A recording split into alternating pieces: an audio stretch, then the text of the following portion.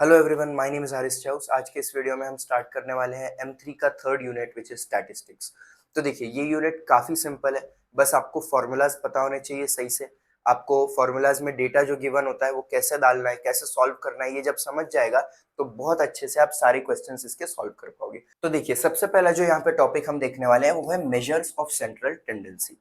तो देखिए, measures of central tendency का मतलब क्या है? वो सारे मेजर्स जो आप डेटा सेट के ऊपर यूज करते हो, कुछ सेंटर निकालने के लिए डेटा का, कुछ एवरेज निकालने के लिए।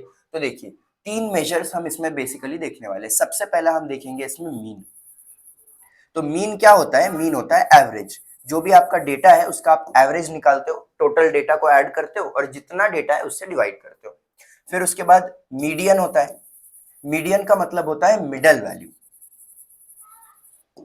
और फिर उसके बाद होता है मोड। मीन, मीडियन, मोड, ये आपने ऑलरेडी स्कूल में कई बार सुना ही होगा, but even then just to jog your memory में बता रहा हूं। तो मोड जो है वो होता है मोस्ट फ्रीक्वेंट वैल्यू, जो आपके डेटा सेट में दिख रही है बार बार, उसको आप बोलते हो मोड। तो देखिए, मीन, मीडियन, मोड, इसको हम इन डेप्थ अच्छे से अभी देखेंगे। तो सबसे पहले देखिए अरिथमेटिक मीन। तो अरिथमेटिक मीन को डिनोट किया जाता है एक्स बार से, और इसका बेसिक फॉर्मूला कैसा होता है? देखिए, अरिथमेटिक मीन को एक्स बार से डिनोट किया जाता है। और ये देखिए, जो भी डेटा है आपका, जैसा x1 plus x2 plus x3 plus xn तक, इसको आप डिवाइड करते हो n से।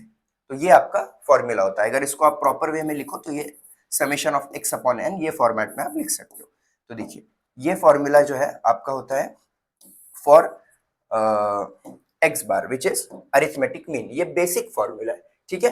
बट हमको अभी क्वेश्चन सॉल्व करते वक्त बस डेटा नहीं दिया जाता, आपको उसके डेटा के साथ फ्रीक्वेंसी भी दी जाती है। तो जब फ्रीक्वेंसी भी दी जाएगी, मतलब एक्स के साथ जब एफ भी दिया जाएगा, तब आप कौन सा फॉर्मूला यूज करोगे? देखो, ये देखिए, यहाँ पे एक्स के साथ हमको एफ भी दिया हुआ है, डेटा एंड इट्स फ्रीक्वेंसी। तो उस केस में आप क्या करते हो? उस केस में आप जो फॉर्मूला यूज करते हो वो होता है x bar is equal to summation of F x upon N. Okay, और ये n क्या होता है? ये n होता है आपका समेशन ऑफ f।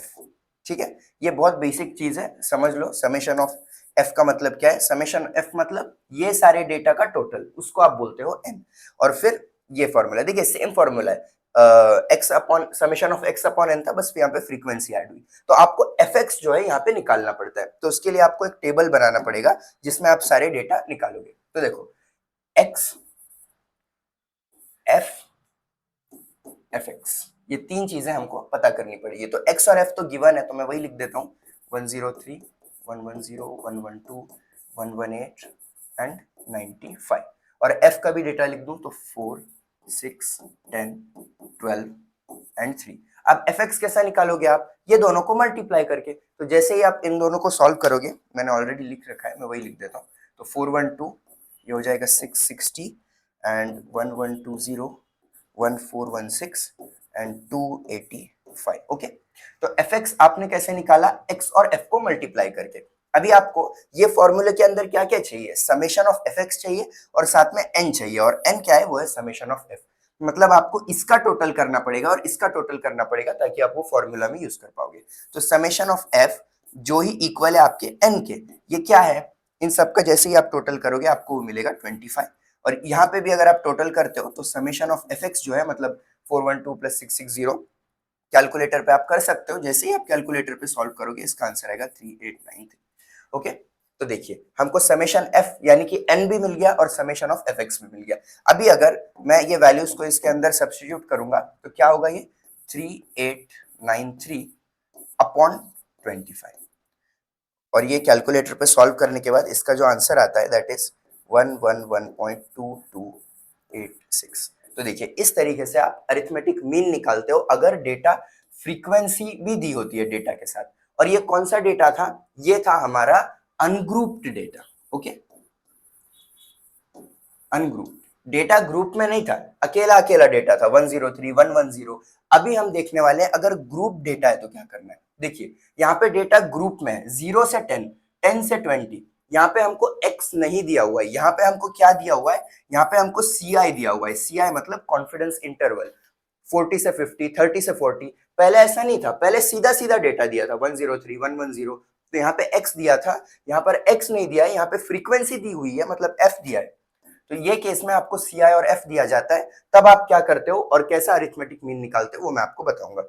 तो देखिए यहाँ पे जब आपको अरिथमेटिक मीन निकालना है ना, तो आपको ये जो फॉर्मूला यूज करना पड़ता है, that is x bar is equal to A plus h summation of F u upon m. Okay, तो ये फॉर्मूला है, अच्छे से समझ लीजिए। ये फॉर्मूला हम यूज करते हैं जब हमको अरिथमेटिक मीन निकालना है फॉर ग्रुप्ड डेटा। ठीक है, ये कौन से डेटा के लिए है? यह है ग्रुप डेटा के लिए। पहले जो हमने देखा वो अनग्रुप के लिए था। तो चलिए अभी इसका भी टेबल मैं बना के आपको अच्छे से एक्सप्लेन करता हूँ। तो मार्क्स ऑब्टेन्ड जो है ये वाली लाइन, ये हमारा कॉन्फिडेंस इंटरवल है सी आई। उसके बाद है दी हुई हमको फ्रीक्वेंसी। उसके बाद अभी देखिए हमको x निकालना पड़ेगा क्योंकि x नहीं दिया हुआ है, तो x क्या होता है वो मैं बताऊंगा आपको। फिर उसके बाद आपको u निकालना पड़ेगा और उसके बाद fu निकालना पड़ेगा। लेट मी जस्ट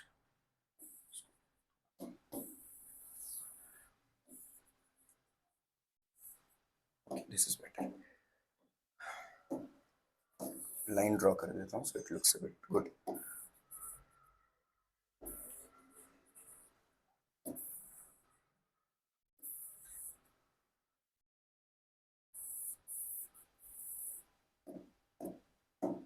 ओके, तो देखिए सी आई मतलब कॉन्फिडेंस इंटरवल जो ऑलरेडी दिया हुआ है, 0 से 10, 10 से 20, 20 से 30, 30 से 40 और 40 से 50। एफ भी हमको दी हुई है, उसकी फ्रीक्वेंसी 8, 20, 14, 16 एंड 20। अभी एक्स नहीं दिया हुआ है, तो एक्स क्या होता है? एक्स होता है आपके कॉन्फिडेंस इंटरवल की मिडल वैल्यू, मिडल वैल्यू। तो देखिए 0 से 10 के अंदर मिडल वैल्यू क्या है? 5 है, तो वही आप लिखोगे। 0 से 10 के अंदर 5 हो गया, 10 से 20 में 15 हो गया, 20 से 30 में मिडल वैल्यू क्या हो गई? 25 हो गई, 30 से 40 में मिडल वैल्यू 35 हो गई, 40 से 50 में जो मिडल वैल्यू है वो हमारी 45 हो गई। अब आपको u निकालना है क्योंकि फॉर्मूला में आपको u की जरूरत है, तो u का फॉर्मूला आपको पता होना चाहिए। तो u का फॉर्मूला लिखने के लिए जगह तो नहीं है,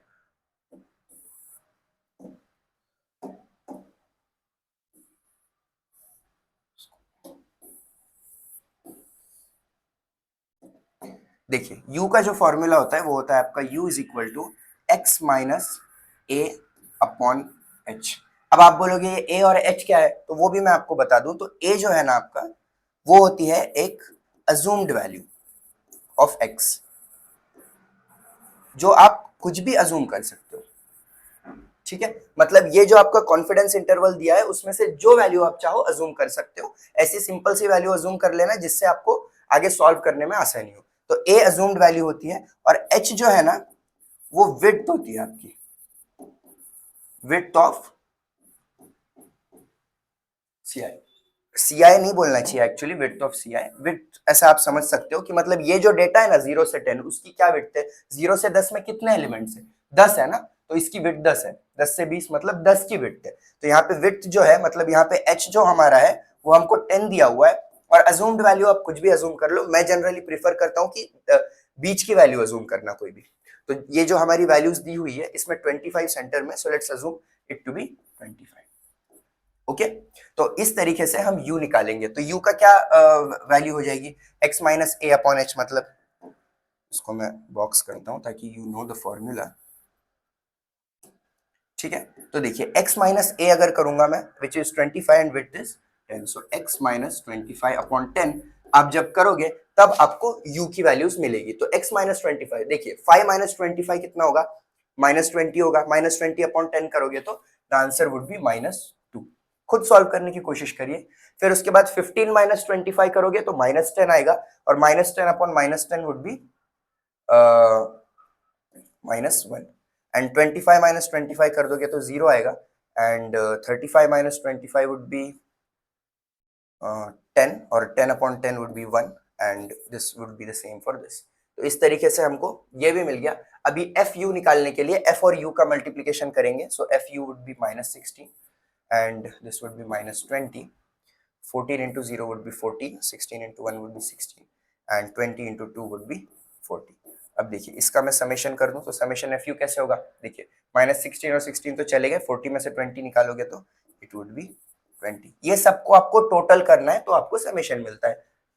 okay, so this is done. और फॉर्मूला में क्या लगने वाला है उतना ही निकालो, फिर उसके बाद आपको n लग रहा है, तो n का मतलब क्या है, मैंने बताया था summation of f which is n, तो n यहां से निकल जाएगा 28, 14 एंड 16 वुड बी 30, 50, 70, 78 जो है आपको यहाँ पे इसका आंसर मिलेगा, if I am right, 40, 48, 48 and 30, yes. सो ये भी आपको मिल गया, ये भी मिल गया। अभी जैसे ही ये डेटा आप इसके अंदर सब्स्टिट्यूट करोगे we will get the answer. So let's do that.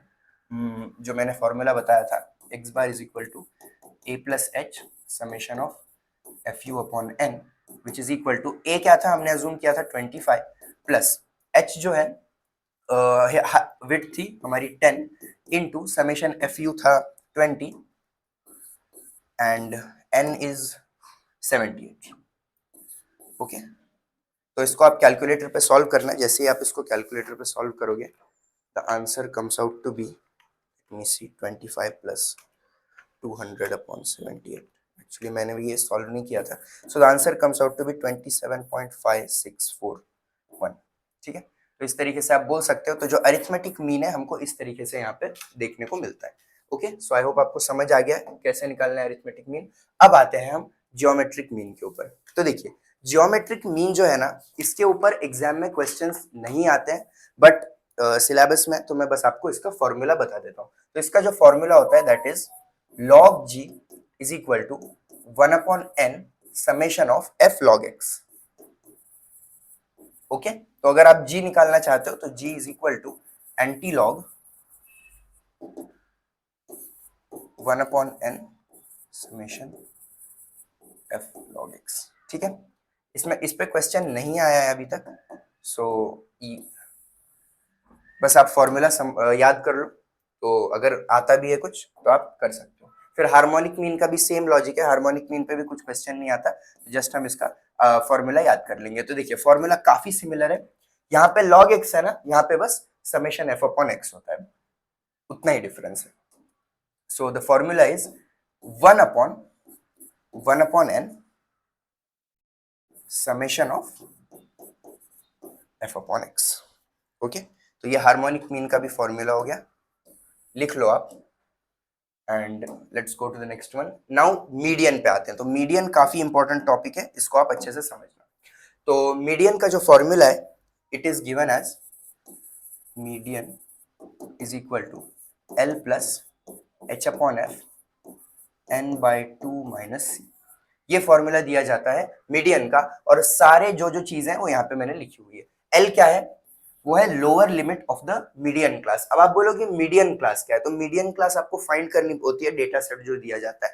मान लो कोई मीडियन क्लास है 30 to 40, ओके, ये हमारी मीडियन क्लास है, तो इसकी लोअर लिमिट क्या होगी, लोअर लिमिट मतलब सबसे छोटी वैल्यू डेटा के अंदर, तो लोअर लिमिट जो है यहाँ पे वो हो जाएगी आपकी 30।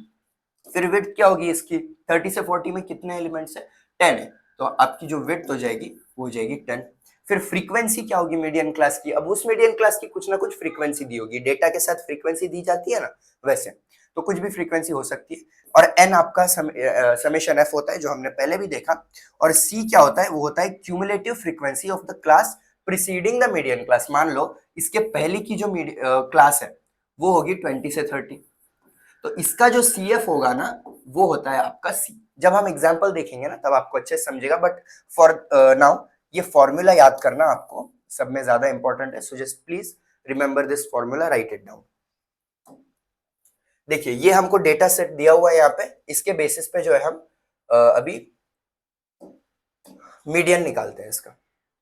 तो मीडियन निकालने के लिए the first thing that you need to know is the formula.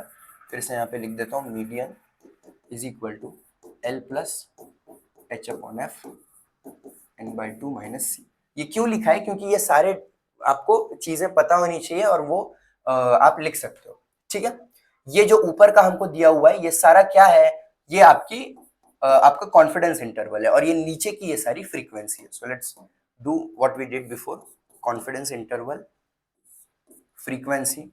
फिर देखिए इसमें x निकालने की जरूरत है क्या, x निकालने की जरूरत है में नहीं, x निकालने की कोई जरूरत नहीं है इसमें, बिकॉज फॉर्मूला के अंदर कहीं पर भी x इन्वॉल्व नहीं है। n है, बट n कैसे निकलता है आपका समेशन f करने से, तो x निकालने की कोई जरूरत नहीं है, बस आपको इसमें कॉन्फिडेंस इंटरवल लगेगा, f लगेगा और बस क्यूमुलेटिव फ्रीक्वेंसी लगेगी। ये तीनों के बेसिस पे आप वो फॉर्मूला में वैल्यूज डाल सकते हो। तो देखिए कॉन्फिडेंस इंटरवल लिखता हूँ 10 to 20, 20 to 30, 30 to 40, 40 to 50 and 50 to 60. So the frequency is 5, 8, 13, 10, 8. इसका अगर हम टोटल करेंगे तो 13 plus 8 plus 8 would be 16, 16 and 13 would be 29, 29 and 5 is 34, this would be 44. फिर क्यूमुलेटिव फ्रीक्वेंसी अगर निकालना है तो क्यूमुलेटिव फ्रीक्वेंसी कैसा निकालते हो, देखिए बस ना आप फ्रीक्वेंसी को ऐड करते जाते हो। तो सबसे पहले देखिए 5, 5 plus 8 करोगे तो 13, 13 plus 13 करोगे तो 26, 26 plus 10 करोगे तो 36, 36 plus 8 करोगे तो 44। तो देखिए क्यूमुलेटिव फ्रीक्वेंसी भी हमने यहाँ पे निकाल दी सबकी। अब देखिए अब आपको मेन काम करना है जो है मीडियन क्लास पता करना। तो आपका मीडियन क्लास क्या है,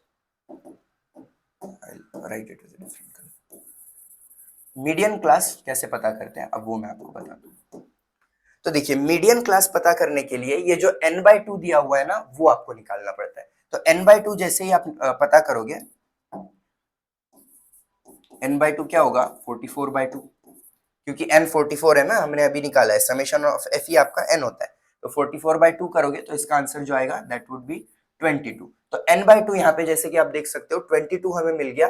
तो अब आपको क्या करना है, ये जो वैल्यू है ना इससे सेम वैल्यू या जस्ट कोई भी बड़ी वैल्यू आपको ढूंढनी है इसके अंदर आपके क्यूमुलेटिव फ्रीक्वेंसी वाले टेबल में, और जैसे ही वो आपको वैल्यू मिलती है वही आपकी मीडियन क्लास बन जाती है। तो देखिए 22 या फिर 22 से जस्ट बड़ी वैल्यू यहाँ पे आप देख सकते हो 26 हमें देखने को मिल रही है। तो 26 कौन से सेट के अंदर है, 30 to 40 वाले। ठीक है, तो आपकी जो मीडियन क्लास है वो 30 to 40। आई होप आपको समझ आया होगा।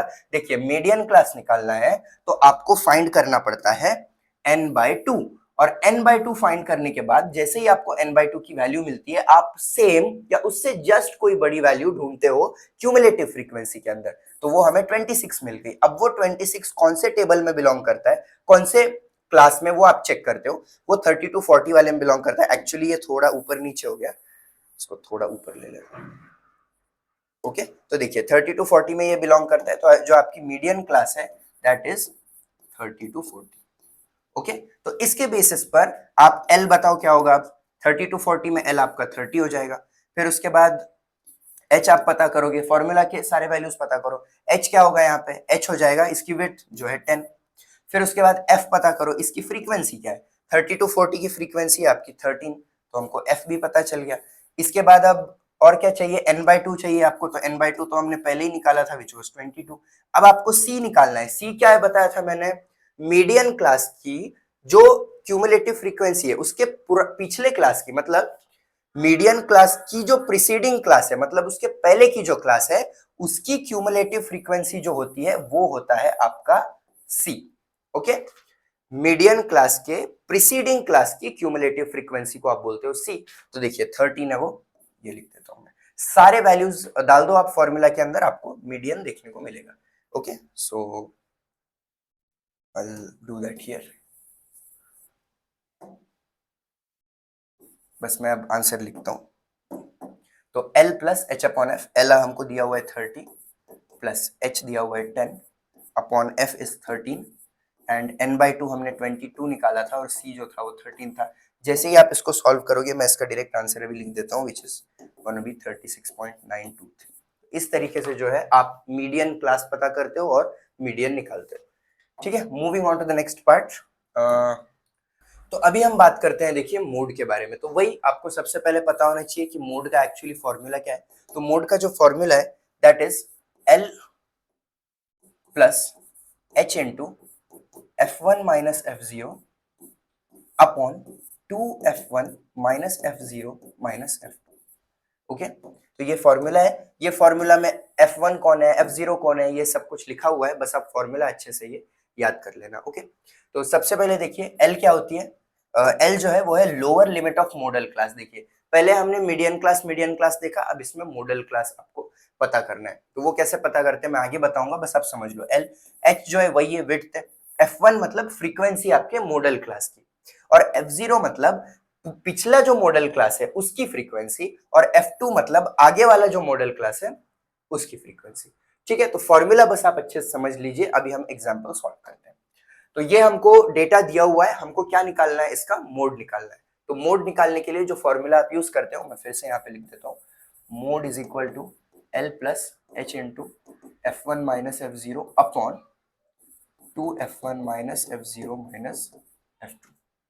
चलिए अभी डेटा लिखना इसका स्टार्ट करते हैं। तो इसमें एक बहुत अच्छी चीज है मोड के अंदर कि आपको टेबल ड्रॉ नहीं करना पड़ता, क्योंकि ये सारा डेटा जो है ना आपको डायरेक्टली यहीं से मिल जाता है। उसमें समेशन वगैरह का काम है ना, जहां पे समेशन है ही नहीं वहां पे आपको टेबल ड्रॉ करने की जरूरत ही नहीं। तो देखिए यहाँ पे मैं बताता हूँ आपको, मॉडल क्लास निकालना is the main thing that you have to do here. तो मॉडल क्लास कैसे पता करते हो आप, देखिए आपको ढूंढना है सब में ज्यादा फ्रीक्वेंसी किसकी है, सब में ज्यादा जिसकी फ्रीक्वेंसी है ना वो ही आपका मॉडल क्लास होता है। तो यहाँ पे जो मॉडल क्लास है आपका वो है 40 to 50। देखो सब में ज्यादा फ्रीक्वेंसी 25 की है ना, सो this is your model class. अब देखिए मॉडल क्लास के अंदर अब मैं सारा डेटा लिख सकता हूँ, कैसे? एल लिखना है मुझे सबसे पहले। एल मतलब क्या है, लोअर लिमिट विच इज 40। फिर उसके बाद में विड्थ लिखूंगा, विड्थ कितनी है 40 to 50 है, मतलब विड्थ इसकी 10 है। फिर उसके बाद मुझे F1 चाहिए। F1 मतलब इसकी फ्रीक्वेंसी 40 to 50 की क्या फ्रीक्वेंसी है, वो थी 25।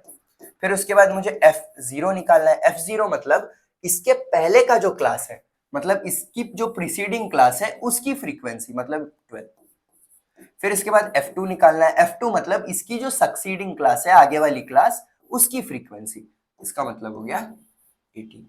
तो इस तरीके से सारा डेटा मिल चुका है। मोड के फॉर्मूला में सब में सब्स्टिट्यूट करूंगा और अब आंसर आपको बताऊंगा। तो L जो है वो हमको दिया हुआ है 40 प्लस H इंटू H मतलब 10 इंटू F1 माइनस F0, तो F1 minus F0 upon 2F1 minus F0 minus F2। इसको आप सॉल्व कर सकते हो। देखो 25 माइनस 13 कर दोगे, 12 कर दोगे तो 13 हो जाएगा। सो 40 प्लस और 13 इंटू 10 करोगे तो 130 हो जाएगा। 130 अपॉन 50 माइनस 12 माइनस 18, तो ये माइनस 30 हो गया, और 50 माइनस 30 जो है दैट वुड बी 20।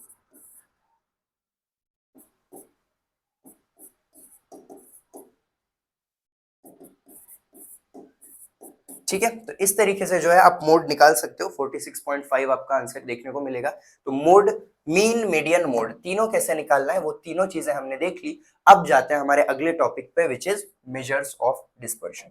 तो देखिए मेजर्स ऑफ डिस्पर्शन के अंदर आपको कुछ बस फॉर्मूलाज पता करने हैं, और वो फॉर्मूलाज के बेसिस पे आपको इसमें स्टैंडर्ड डिविएशन वगैरह निकालना होता है। वो सब चीजें हम देखेंगे अच्छे से। तो देखिए सबसे पहली जो चीज हम देखने वाले हैं दैट इज मीन डिविएशन। तो मीन डिविएशन का बस आप ना फॉर्मूला समझ लो। तो मीन डिविएशन का जो फॉर्मूला दिया जाता है that is given as 1/n summation of f x minus a. ठीक है, तो ये जो x माइनस ए आपका होता है ना वो इक्वल होता है d के, और ये जो a होता है वो भी x बार ही होता है। सो x माइनस एक्स बार भी d होता है।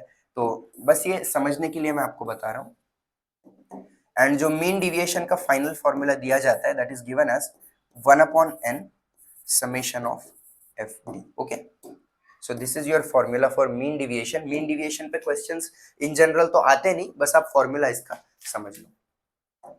ठीक है, अब स्टैंडर्ड डिविएशन, ये बहुत ज्यादा इंपॉर्टेंट टॉपिक है। बहुत सारे क्वेश्चंस में आपको स्टैंडर्ड डिविएशन निकालना पड़ता है। तो देखिए स्टैंडर्ड डिविएशन का फॉर्मूला बस आप समझ लो, उसको डिनोट किया जाता है सिग्मा से। So sigma is equal to h under root of 1/n summation of fu square minus summation of fu upon n का स्क्वायर। ये फॉर्मूला है स्टैंडर्ड डिविएशन का। Please remember this formula. ये फॉर्मूला आपको बहुत जगह यूज करना पड़ेगा, लिख लीजिए अच्छे से और अच्छे से इसे समझ लीजिए। अब आते हैं हम वेरिएंस के ऊपर। तो वेरिएंस जो है ना ये होता है आपका सिग्मा स्क्वायर। ओके, बस इतना ही, इतनी चीज है, ये आप समझ लो। क्योंकि कई बार एग्जाम में ना ऐसा पूछा जाता है कि वेरिएंस ऑफ x इज 9। अब वेरिएंस ऑफ x इज 9, इसका मतलब आपको समझ में आना चाहिए ना कि सिग्मा स्क्वायर 9 दिया हुआ है, मतलब आपका सिग्मा 9 है। तो ये समझने के लिए बस मैंने बता दिया कि वेरिएंस जो है आपका it is given as sigma square.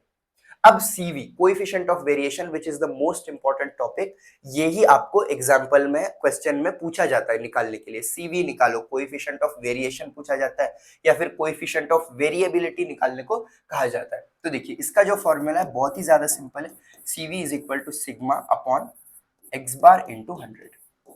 Okay, ये फॉर्मूला के बेसिस पे आप जो है कोएफिशिएंट ऑफ वेरिएबिलिटी निकालते हो। तो ये एग्जांपल्स में ना क्या कहा जाता है, आपको पता करो कौन ज्यादा कंसिस्टेंट है।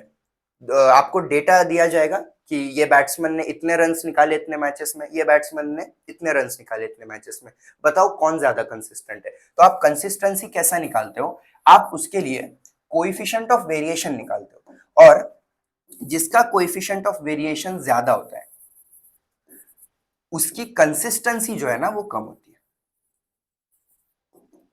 ये चीज आप समझ लो।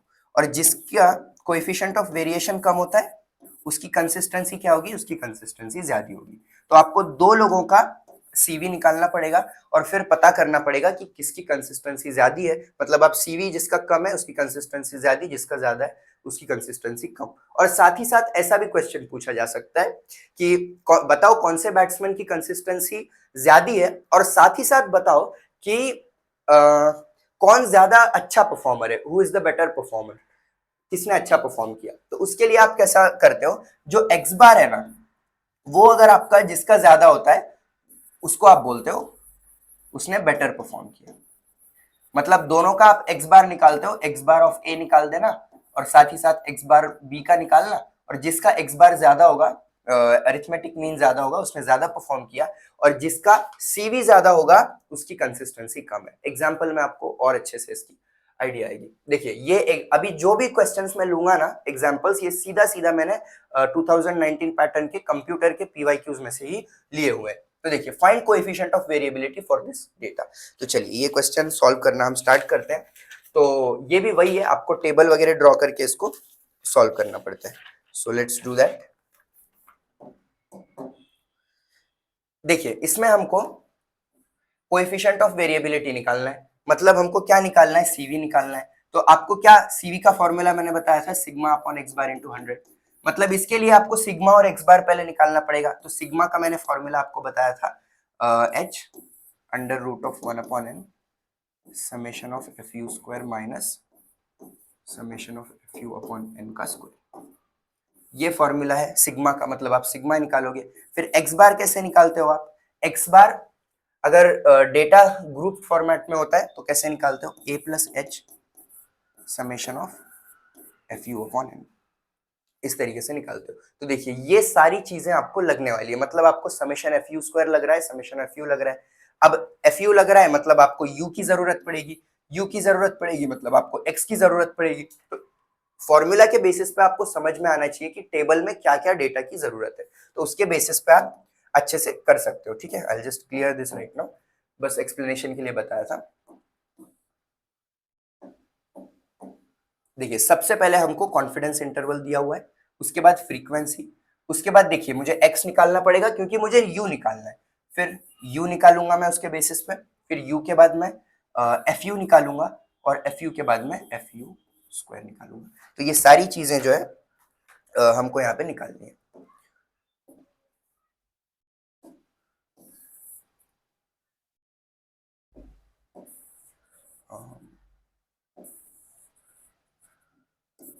Let me draw few lines. तो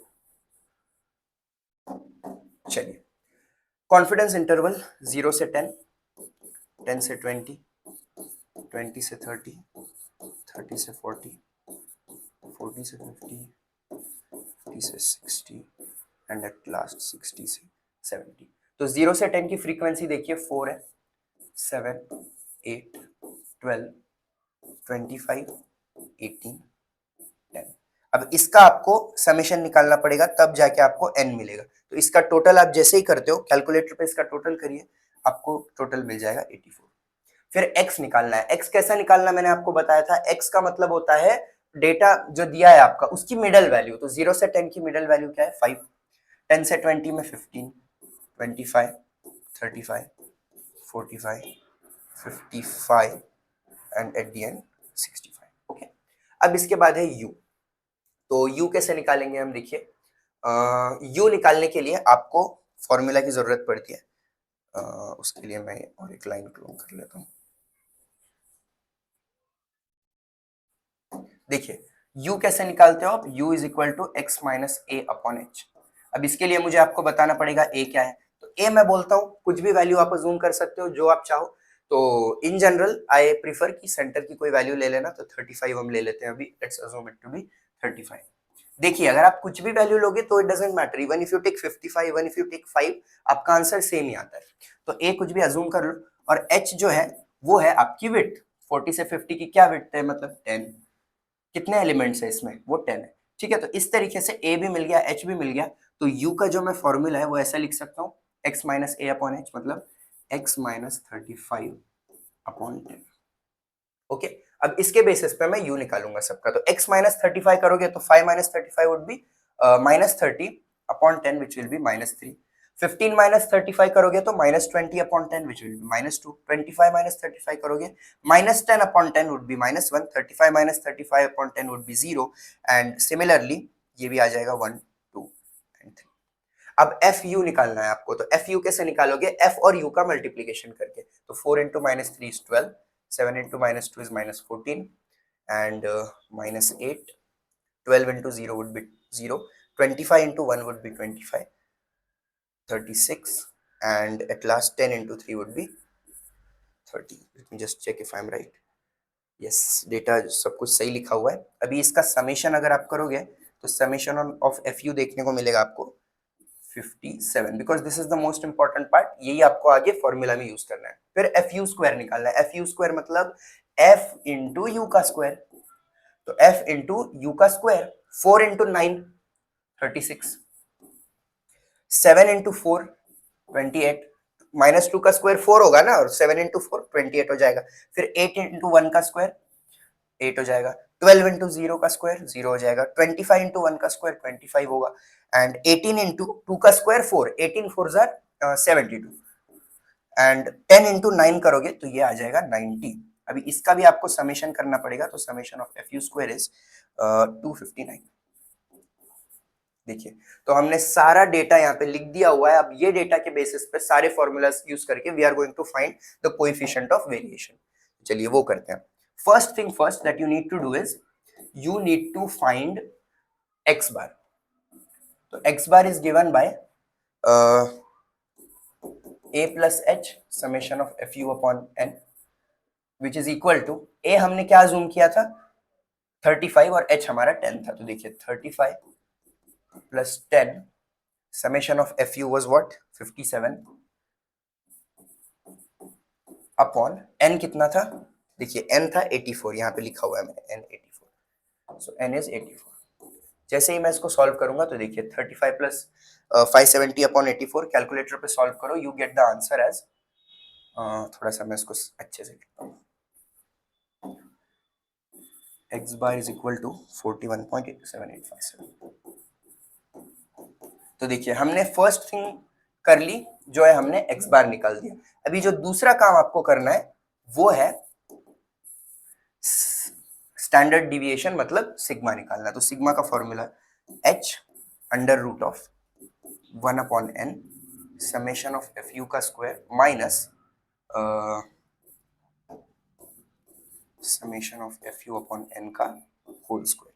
इसका अभी मैं रूट कर देता हूं। तो देखिए वैल्यूज सारे सब्स्टिट्यूट करते हैं। h कितना है हमारा, h हमारा 10 था, under root of summation of F u का स्क्वायर। देखिए समेशन ऑफ यू का स्क्वायर है कि 259 एंड 1 अपॉन n था हमारा 84 एंड दिस इज 259 एंड 84 ही था ना, let me just check, yes n was 84 minus ये देखिए summation of F U which was 57 upon 84 का स्क्वायर।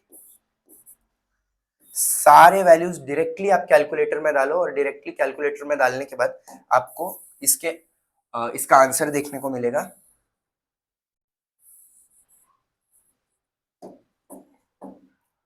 यहाँ लिख देता हूँ इसका आंसर। तो जो आपका सिग्मा आपको देखने को मिलेगा that will be at the end 16.1953। Okay, देखिए हमने एक्स बार निकाला, हमने सिग्मा निकाला, so we can go to our final step जहां पे हम सीवी आसानी से अब निकाल सकते हैं। तो सीवी का क्या फॉर्मूला बताया था मैंने आपको? सीवी का फॉर्मूला मैंने बताया था sigma upon x bar into 100। तो सिग्मा हमारा क्या था? 16.1953 और जो एक्स बार था दैट वाज 41.7857, 41.7857 इंटू 100। ठीक है, जैसे ही आप इसको कैलकुलेटर पे सॉल्व करोगे the final answer comes out to be 38.61 नहीं 6718। और इसका जो आंसर है ना वो परसेंटेज में होता है। तो कोएफिशिएंट ऑफ वेरिएबिलिटी आपने पता कर ली which comes out to be this. ठीक है, तो इस तरीके से आप सीवी फाइंड करते हो। आई होप आपको समझ आया होगा। इवन देन और एक एग्जांपल हम देखेंगे तो और क्लैरिटी मिलेगी आपको। तो देखिए दूसरा वाला एग्जांपल है जिसके बारे में मैं बात कर रहा था कि आपको कंसिस्टेंसी निकालने को कहा जाता है। तो कंसिस्टेंसी कैसे पता करोगे आप? बैट्समैन ए के लिए भी आपको सीवी निकालना पड़ेगा, फिर बैट्समैन बी के लिए भी आपको सीवी निकालना पड़ेगा, और जिसका सीवी कम होगा उसकी कंसिस्टेंसी ज्यादा होगी। तो चलिए ये एग्जांपल अभी हम सॉल्व करना स्टार्ट करते हैं। तो जैसे कि आप देख सकते हो यहाँ पे हमको बस x दिया हुआ है और यहाँ पे y, मतलब यहाँ पे भी एक्चुअली x ही दिया हुआ है देखा जाए तो, क्योंकि ये दोनों अलग अलग डेटा सेट्स। यहाँ पे आपको फ्रीक्वेंसी नहीं दी हुई है। तो फ्रीक्वेंसी जब भी नहीं दी जाती है ना, आप डायरेक्टली जो है फ्रीक्वेंसी 1 लेके इसको सॉल्व कर सकते हो। तो वही मैं आपको बताता हूँ। यहाँ पे x आपको लगेगा, फ्रीक्वेंसी लगेगी, क्योंकि हमको इसमें एफ यू स्क्वायर यू वगैरह भी लगता ही है स्टैंडर्ड डिविएशन निकालने के लिए। तो उसके लिए हमको x है ऑलरेडी, f है, बस u निकालना पड़ेगा, एफ यू निकालना पड़ेगा और फिर F you square. Okay, so let's do that.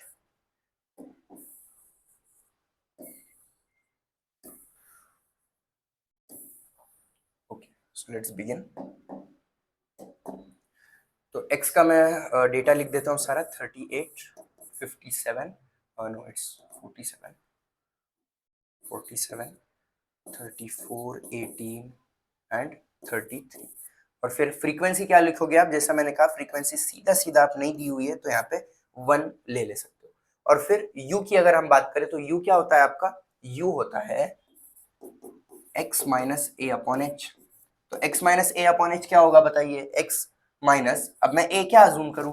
मैं वही बोलता हूँ कि सेंटर की कोई वैल्यू अजूम कर लो, तो 34 अजूम कर लेते हैं, बट आप कुछ भी करोगे तो भी चलेगा।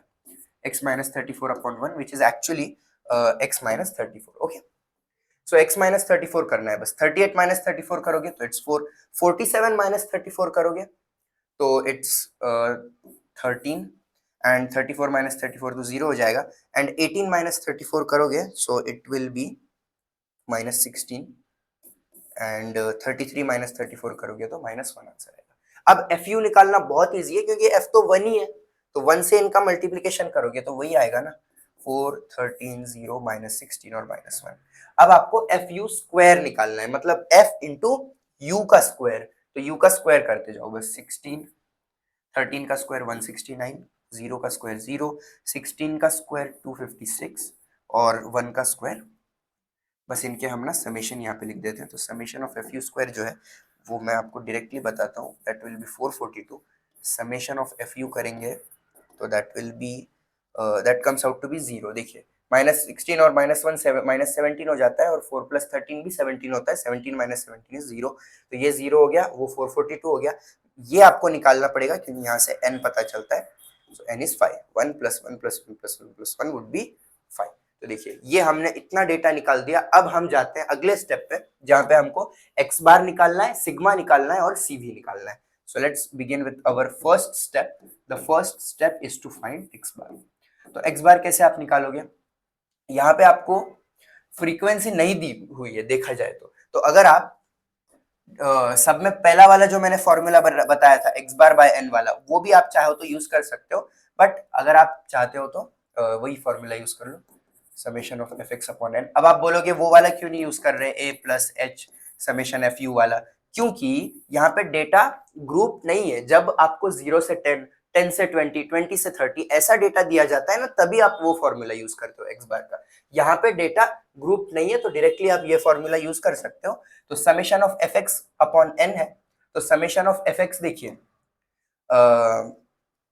अच्छा हमने एक्चुअली एफ एक्स निकाला ही नहीं है यहाँ पे, बट जरूरी भी था भी नहीं। यहाँ पे आप सीधा सीधा summation of X upon N वाला फॉर्मूला यूज करो, क्योंकि फ्रीक्वेंसी नहीं दी हुई है। अगर फ्रीक्वेंसी दी जाती है ना, तभी आप वो फॉर्मूला यूज करना। तो समेशन ऑफ एक्स अगर हम करेंगे, तो वो एक्चुअली मैंने यहाँ पे किया नहीं, मुझे करना चाहिए था। तो summation of x is actually 170। देखिए आई थिंक अगर आपको कंफ्यूजन हो रहा है ना, तो मैं एफ एक्स भी निकाल के बता देता हूँ, so you won't have that confusion in your mind. मान लो हम लोग एफ एक्स भी निकाल देते हैं, तो एफ एक्स क्या आएगा आपका, देखिए एफ तो 1 है ना, तो एफ एक्स वही आने वाला है 38, 47, 34, 18, 33। फिर आप समेशन ऑफ एफ एक्स निकालो और समेशन ऑफ एफ एक्स आपका 170 आ जाएगा। वो आप सब्स्टिट्यूट करो इसके अंदर।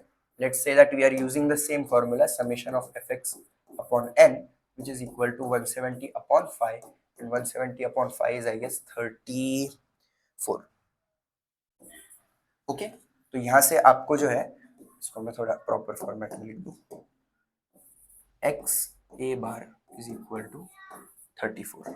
Okay, so this is how you are going to find your arithmetic mean for the first batsman. तो देखिए पहले बैट्समैन का हमने काम कर दिया, हमने एक्स ए बार निकाल दिया। अभी एक्स ए बार के बाद अगला जो काम है वो है हमारा सेकंड काम, जिसमें हम स्टैंडर्ड डिविएशन निकालते हैं, which is sigma.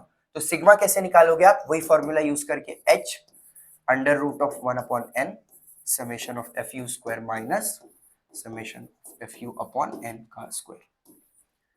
So let's substitute the values. देखिए एच क्या था हमारा, एच देखिए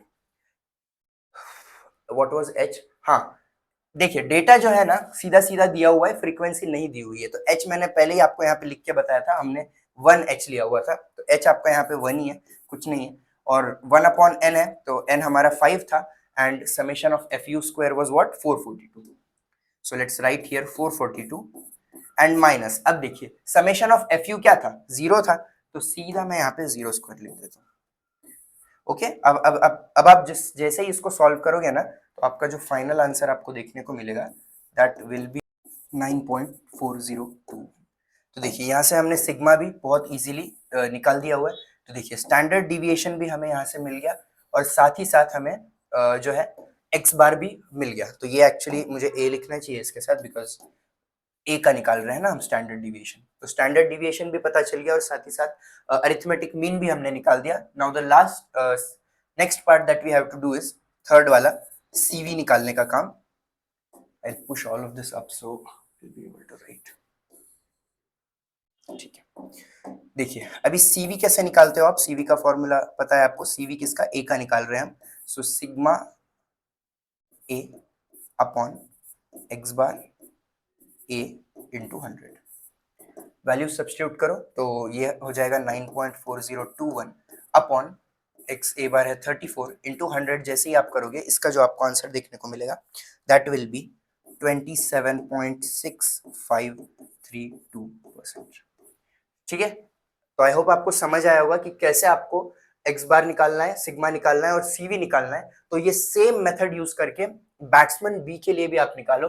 देखिए बैट्समैन बी का स्कोर दिया हुआ है, बस आपको सेम मेथड फिर से करना है। बस एक्स के जगह वाई के वैल्यूज डालो, फ्रीक्वेंसी, और फिर यू निकालो। यू कैसा निकालोगे, x minus a upon H करके, और ये सब कुछ करो। बैट्समैन बी का एक्स ए बार, सिग्मा ए और सीवी ए निकालो। मैं आपको आंसर्स बता दे रहा हूं, बट एक बार खुद सॉल्व करो और फिर आंसर्स कंपेयर कर लेना। तो एक्स बी बार का ये आंसर आएगा, सिग्मा बी का और सीवी बी का। तो अब लास्ट स्टेप आपको जो करनी है, देखिए आपको करना है कंपेयर सीवी को। तो हमारा सीवी ए क्या आया था, वो आया था 27.6532%। तो देखिए इस पे से आप डायरेक्टली समझ सकते हो कि कौन ज्यादा कंसिस्टेंट है। जिसकी सीवी कम वो ज्यादा कंसिस्टेंट होता है। तो यहाँ पे आप सीधा सीधा समझ सकते हो कि जो बैट्समैन बी है उसका सीवी कम है तो वो ज्यादा कंसिस्टेंट है। तो फिर आप लास्ट में लिख देना कि as consistent as the CV of batsman B is less, batsman B is more consistent. और अगर ऐसा क्वेश्चन पूछा जाता है कि who is the better performer, performance किसने बेटर दिया, तो आप दोनों का अरिथमेटिक मीन चेक करना। इसका 34 है और बैट्समैन बी का जो है वो 35 है। तो इससे आप ये भी बोल सकते हो कि बेटर परफॉर्मर भी जो है वो बैट्समैन बी ही है। तो यहाँ पे कंसिस्टेंट कौन है ज्यादा, कंसिस्टेंट भी आपका बी ही है और बेटर कौन है, वो भी बी है। ठीक है, आई होप आपको समझ आ गया ये। अभी let's move on to the next topic. तो नेक्स्ट वाला भी एक मैंने क्वेश्चन दिया है ताकि आपकी और प्रैक्टिस हो जाए। तो इसके भी आंसर्स मैंने दे रखे हैं, खुद से सॉल्व करिए और फिर आंसर निकालिए। देखिए इसके अंदर बस एक चीज आपको ध्यान में रखना है, ये भी पीवाईक्यू का ही क्वेश्चन है। ये जो दिया हुआ है ना स्टूडेंट 1 2 3 4 5, ये एक्चुअली स्टूडेंट के बारे में बोला गया है, ये फ्रीक्वेंसी नहीं है। तो यहाँ पे आप फ्रीक्वेंसी नहीं दी हुई है, यहाँ पे बस आपको उनके मार्क्स दिए हुए हैं। तो आप उसकी फ्रीक्वेंसी क्या लोगे, फ्रीक्वेंसी बस आप 1 1 1 1 1 लोगे, 5 है ना, तो इसकी फ्रीक्वेंसी आप डायरेक्टली 1 ले सकते हो। और जो मार्क्स है ये आपका डेटा है, ये x है, ये दिया हुआ है आपको। तो x है, f दिया हुआ है, fx निकालो, fu निकालो, fu स्क्वायर निकालो। देखिए जैसा पहले हमने किया था, हम x निकाल रहे थे, उसके बाद x तो ऑलरेडी दिया हुआ था, फिर फ्रीक्वेंसी 1 1 1 1 लेके, फिर उसके बाद fx निकाल सकते हो आप, u निकालना, fu निकालना और fu स्क्वायर निकालना। इतना डेटा निकालने के बाद आप इसको सॉल्व करो, ये आंसर आपका लास्ट में आना चाहिए। अभी हम जाते हैं हमारे अगले टॉपिक पे विच इज मोमेंट्स। तो चलिए स्टार्ट करते हैं। तो मोमेंट्स दो टाइप के होते हैं, एक सेंट्रल मोमेंट और एक रॉ मोमेंट। तो आपको जो रॉ मोमेंट है ना वो दिया हुआ होता है, सेंट्रल मोमेंट निकालना रहता है। तो सेंट्रल मोमेंट निकालने के लिए आपको कुछ फॉर्मूलाज है जो अच्छे से आने चाहिए। So let me just give all those formulas to you so you will be able to understand everything. देखिए जो बेसिक फॉर्मूला होता है ना इसका, वो होता है mu R is equal to summation F X minus x bar to the power R upon N. अब इसके बेसिस पे आप म्यू वन और म्यू जीरो निकाल सकते हो। कैसे निकालते हैं वो भी मैं आपको बताता हूं।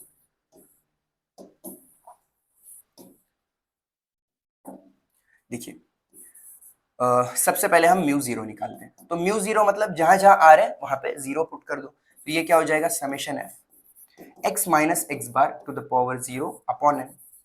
इसको अगर मैं सॉल्व करूंगा तो देखिए समेशन एफ, देखिए x माइनस एक्स बार का पावर जीरो, जिसकी भी पावर जीरो होती है उसकी वैल्यू 1 आती है, तो ये सीधा 1 बन जाएगा अपॉन n। अब आपको अगर याद होगा n ही आपका समेशन f होता है, ये हमने कई बार देखा हुआ है। तो समेशन f ही अगर n होता है तो ये दोनों कट हो जाएंगे और आपका जो आंसर है वो 1 आ जाएगा। तो देखिए स्टैंडर्ड वैल्यू म्यू जीरो की क्या बता दी मैंने आपको, म्यू जीरो जो है आपका वो होता है 1। ओके, अब बात करते हैं हम म्यू वन के बारे में।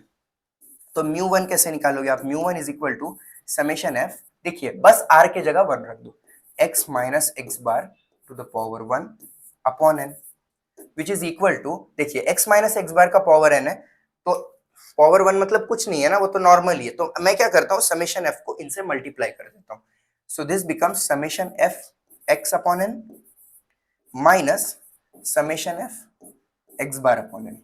देखिए बस मैंने इसको मल्टीप्लाई किया और दोनों को स्प्लिट किया हुआ है। तो देखिए summation F x upon N से आपको कुछ याद आ रहा है, ये है अरिथमेटिक मीन का फॉर्मूला।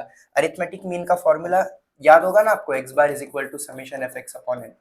ओके, तो ये एक्स बार है तो बस वो एक्स बार ही है, उसको लिख दो डायरेक्टली एक्स बार माइनस। अब देखिए समेशन एफ और एन तो सेम है ना, summation F is equal to N, तो ये दोनों भी कट हो जाएंगे एक दूसरे से, बचा क्या, एक्स बार माइनस एक्स बार। तो एक्स बार माइनस एक्स बार करोगे तो क्या आंसर आएगा, आंसर आ जाएगा आपका जीरो। तो देखिए मैंने आपको म्यू वन की भी स्टैंडर्ड वैल्यू बता दी which is equal to zero. तो इस तरीके से म्यू जीरो आपका 1 होता है, म्यू वन आपका 0 होता है। तो जब भी आपको मोमेंट्स निकालने को कहा गया, म्यू वन आप डायरेक्टली 0 बोल सकते हो। अब mu two mu three mu four ये भी आपको पता होना पड़ता है, बिकॉज क्वेश्चन जो आता है उसमें कहा जाता है फर्स्ट 4 मोमेंट्स। तो mu one mu two mu three mu four निकालना पड़ता है, जिसमें म्यू वन की तो स्टैंडर्ड वैल्यू होती है। देखिए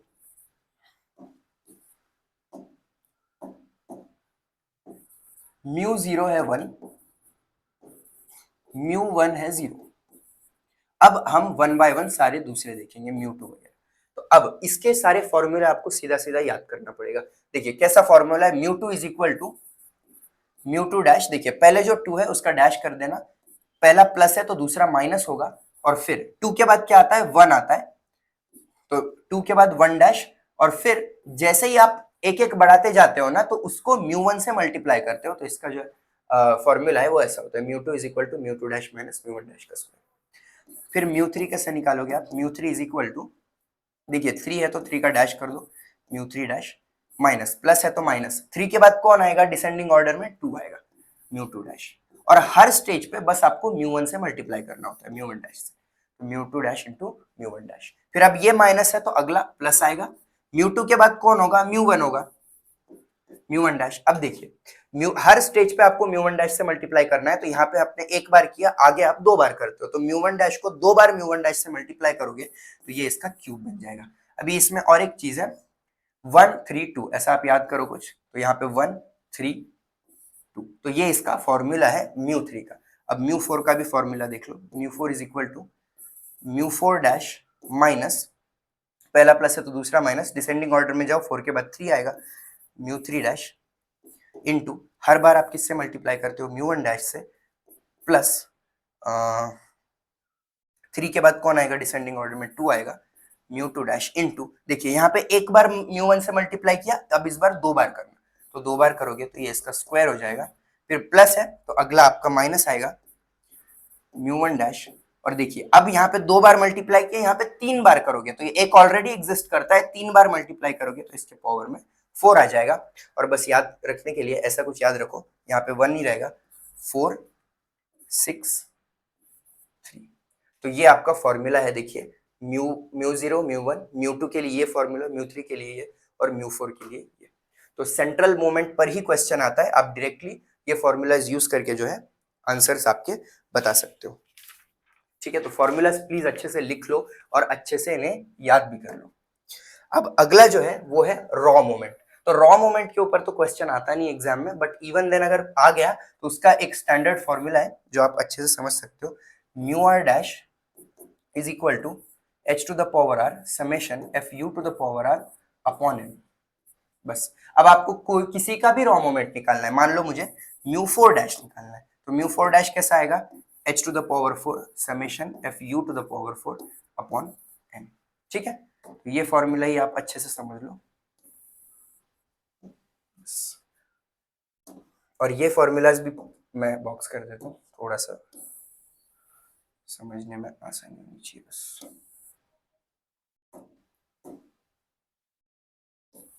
देखिए म्यू जीरो और म्यू वन तो आपको याद ही रहेगा, मेन है mu two mu three mu four याद रखना। तो ये तीन formulas are very important, please ये तीन फॉर्मूलाज को अच्छे से याद कर लो, because we are going to use them a lot. इसके बाद है अब स्क्यूनेस।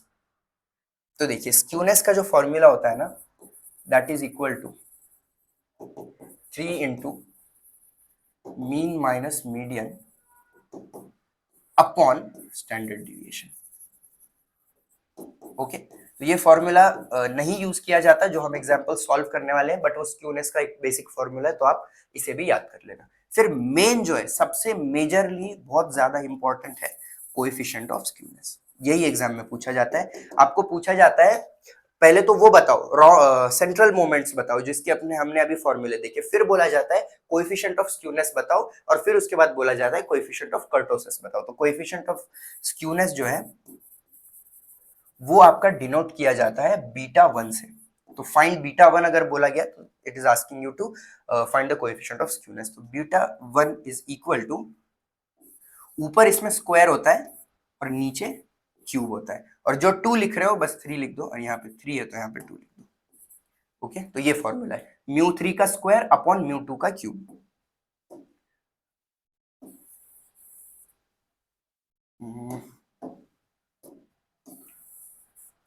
ठीक है, ये बहुत इंपॉर्टेंट फॉर्मूला है, प्लीज इसको याद करो, beta one is equal to mu three का स्क्वायर अपॉन म्यू टू का cube.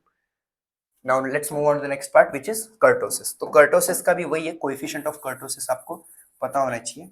Coefficient of kurtosis is equal to beta two which is equal to, देखिए ऊपर आप 4 लिख रहे हो, तो 4 क्या 2 + 2 होता है ना, तो ऐसा याद रख लो म्यू 2 का स्क्वायर, 2 और 2 नीचे होता है और ऊपर 4 होता है। This is the formula for beta 2। मतलब ये म्यू 4 म्यू 2 वगैरह पहले आप वो फॉर्मूला से निकालते हो और उनको यहाँ सब्स्टिट्यूट करके बीटा 1 और बीटा 2 भी आप निकालते हो। फिर और इसका और एक फॉर्मूला होता है कर्टोसिस के अंदर, which is gamma 2 is equal to beta 2 minus 3। दो ये यूज नहीं होता जो हम प्रॉब्लम्स यूज करने वाले हैं उसमें, बट इवन देना इसको याद कर लेना। So these were the two formulas. अब हम एक्चुअल पीवाईक्यूज पे आते हैं और इन्हें सॉल्व करते हैं। तो देखिए, the first 4 moments of a distribution about 5 are these 2, 20, 40 and 50। मतलब आपको यहाँ पे रॉ मोमेंट्स दिए हुए हैं। रॉ मोमेंट्स मतलब आपको म्यू 1 डैश दिए हुए हैं। म्यू 1 डैश क्या है 2, फिर आपको म्यू 2 डैश दिया गया है विच इज 20, फिर म्यू 3 डैश दिया गया है विच इज 40 और म्यू 4 डैश दिया हुआ है विच इज 50। ओके, और आपको क्या कहा गया है, find first 4 moments about mean. About mean जब कहा जाता है ना, तो वो बात करते हैं सेंट्रल मोमेंट के बारे में, और अबाउट एनी नंबर दिया जाता है वो होते हैं रॉ मोमेंट्स। ठीक है, तो कभी भी find first 4 moments about mean कहा गया, so you have to find the central moments, वो फॉर्मूलाज का यूज करके। और बीटा 1 बीटा 2 क्या है, स्क्यूनेस और कर्टोसिस के कोएफिशिएंट्स। तो चलिए सबसे पहले हम ना सारे 4 मोमेंट्स निकालना स्टार्ट करते हैं।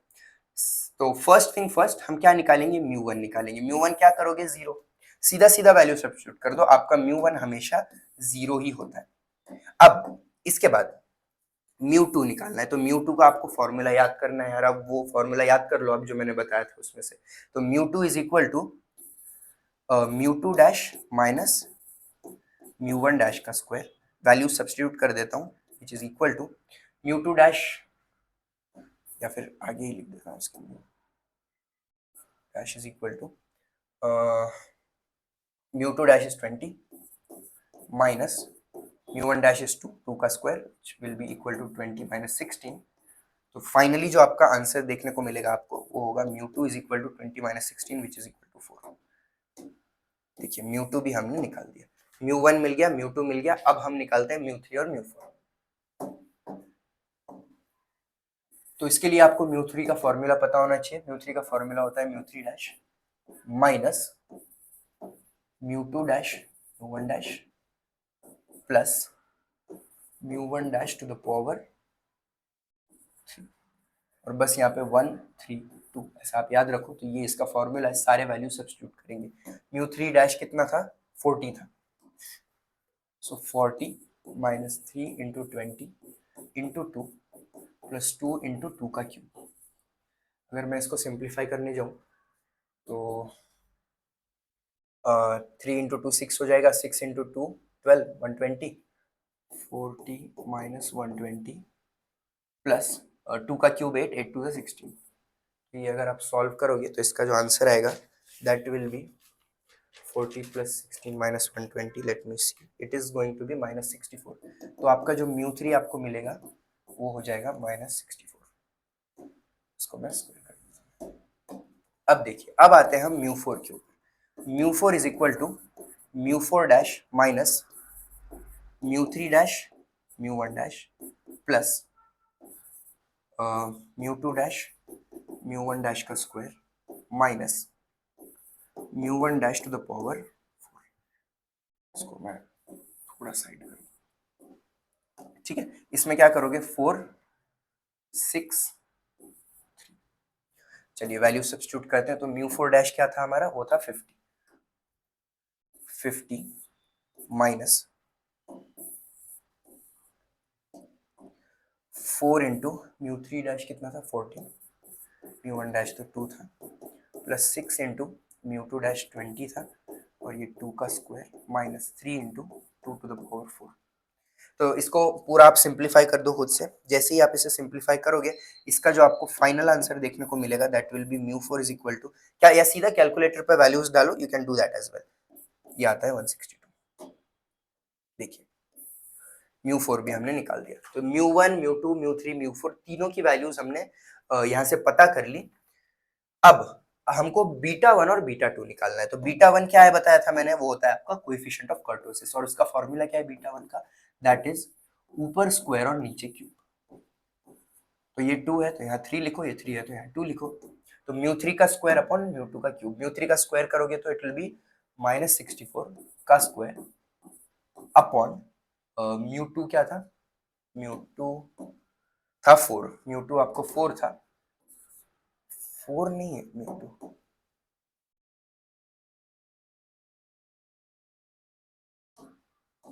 हाँ 4 का क्यूब, ठीक है।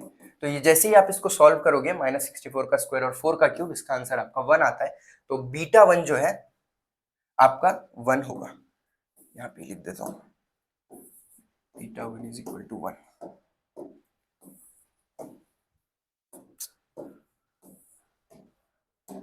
अब आते हैं हम बीटा 2 के ऊपर। तो बीटा 2 क्या होता है, ऊपर 4 और ये 4 किससे बनता है, 2 और 2 से, तो 2 और 2 लिख दो नीचे, म्यू 4 अपॉन म्यू 2 का square.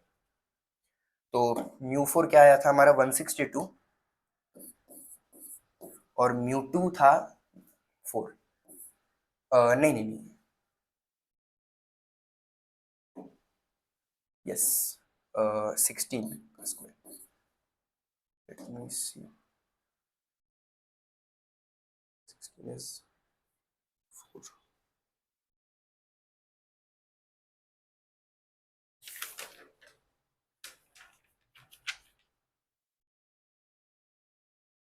Okay okay okay okay, I made a mistake here, यहाँ पे मैंने 20 माइनस 16 लिख दिया, ये 2 का स्क्वायर था, सो this is gonna B 20 minus 4। तो 20 माइनस 4 करोगे तो यहाँ पे 4 नहीं आएगा, यहाँ पे 16 आएगा, okay. So I made a mistake here, actually ये गलत हो गया मुझसे, और यहाँ पे भी ये 4 का क्यूब नहीं है, इसका आंसर मैंने सही लिखा बट एक्चुअली यहाँ पे 16 होना चाहिए था। Now it's correct. देखिए म्यू 2 आपका 16 आने वाला है, प्लीज मेक दिस करेक्शन, ये मुझसे गलती होगी, मैंने एक्चुअली इसका 4 का स्क्वायर समझा और यहाँ पे 16 लिख दिया था। So 20 minus 4 is going to be 16 and यहाँ पे देखिए जैसे ही आप आगे आगे सॉल्व करोगे तो म्यू 3 का जो स्क्वायर है वो -64 का स्क्वायर होगा और म्यू 2 का क्यूब 16 का क्यूब होगा, आंसर यहाँ पे बीटा 1 का ये आएगा। और म्यू 2 का स्क्वायर 16 का square is equal to 162 upon 16 का स्क्वायर, और इसका आंसर आता है आपका 0.6328। तो देयरफॉर आप लिख देना बीटा 2 इज इक्वल टू 0.6328, ठीक है। देखिए यहाँ से बीटा 2 भी हमें मिल गया, बीटा 1 मिल गया, और हमने 4 जो पहले सेंट्रल मोमेंट्स थे वो भी निकाल दिए। अभी देखिए ये वाला जो क्वेश्चन है ये आप खुद सॉल्व करना, मैं बस इसके आपको आंसर्स बता देता हूँ। ओके, तो ये दूसरा वाला एग्जाम्पल देखिए, ये आप खुद सॉल्व करना, मैंने आंसर्स आपको सारे दे दिए हुए, क्वेश्चन खुद से सॉल्व करो और फिर लास्ट में आंसर्स आप चेक कर लो एक बार। अब हम आते हैं हमारे अगले टॉपिक पे विच इज कर्व फिटिंग। तो देखिए कर्व फिटिंग हमको यहाँ पे दो टाइप का देखना है, एक स्ट्रेट लाइन का और जो दूसरा है वो होता है पैराबोला का, ठीक। तो हम दोनों देखेंगे, ये बहुत ज्यादा सिंपल टॉपिक है, आप अच्छे से समझ जाओगे। वैसा तो ये पूरा चैप्टर ही काफी सिंपल है। देखिए यहाँ पे आपको लीस्ट स्क्वायर अप्रोक्सीमेशन का यूज करना पड़ता है। इसमें आप क्या करते हो, इसमें जो आपको वैल्यूज दी जाती है, जैसा देखिए आपको बेसिकली स्ट्रेट लाइन के अंदर y is equal to A plus B X का दिया जाता है, और जो पैराबोला का है वो आपको दिया जाता है y is equal to A plus B x plus C x square. तो आप क्या करते हो लीस्ट स्क्वायर अप्रोक्सीमेशन में, ये इसके बेसिस पे दो इक्वेशंस बनाते हो और वो दो इक्वेशंस को साइमल्टेनियसली सॉल्व करके ए और बी की वैल्यूज निकालते हो। इसमें ए बी सी है ना, तीन अननोन से, तो यहाँ पे तीन इक्वेशन बनाते हो और कैलकुलेटर के ऊपर तीन वैल्यूज निकालते हो ए बी सी की। यहाँ पे दो अननोन्स है तो यहाँ पे आप दो इक्वेशंस बनाते हो और दो अननोन्स की ए और बी की वैल्यू निकालते हो। वो कैसा, वो आप इसमें समेशन डालते हो, वो कैसा डालोगे मैं आपको अब आगे बताऊंगा। तो देखिए फिटिंग स्ट्रेट लाइन, तो जैसा मैंने कहा स्ट्रेट लाइन के अंदर आपको क्या क्या इक्वेशंस कैसे दिए जाएंगे वो मैं आपको थोड़ा इन डेप्थ अभी एक्सप्लेन करता हूँ। So the first thing is, आपको एक पहला इक्वेशन ऐसा आ सकता है y is equal to A x plus B वाला, ठीक है। तो y is equal to A x plus B अगर है तो कॉन्सेप्ट समझ लीजिए आप, मेनली तो आपको जो इक्वेशन आएगा ना वो यही आएगा, y is equal to A plus B X, okay. तो कॉन्सेप्ट इसमें कैसा आपको लगाना है वो देखो। तो ये जब भी है आपको क्या करना है, इसमें बस आपको समेशन ऐड करना है जहां जहां पर वेरिएबल्स प्रेजेंट है। तो यहाँ पे y है, तो देखो दो इक्वेशंस बनाऊंगा मैं इसके। पहला जो मेरा इक्वेशन रहेगा देखिए y is equal to A plus B, मैं y के साथ समेशन लगाऊंगा बिकॉज इट्स अ वेरिएबल। फिर a जो है कांस्टेंट है, इसको मैं बाहर लिख रहा हूं और बस मैं x के साथ समेशन लगा रहा हूं, प्लस b जो है कांस्टेंट है तो उसके साथ अपना n लिखोगे, nb, ओके।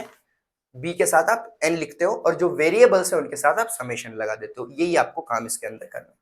फिर इसके बाद जो दूसरा इक्वेशन आप बनाओगे, बस अब यहाँ जो वेरिएबल प्रेजेंट है ना उसका दूसरे वेरिएबल से आप पूरा थ्रू आउट मल्टीप्लाई करते हो। यहाँ पे y प्रेजेंट है लेफ्ट हैंड साइड में, तो आप x से मल्टीप्लाई करोगे, तो ये बन जाएगा summation x y is equal to a, देखिए x इंटू एक्स हो गया, समेशन का ये एक्स स्क्वायर बन जाएगा, प्लस अब देखो b के साथ आप मल्टीप्लाई करोगे तो क्या आएगा, bx आएगा।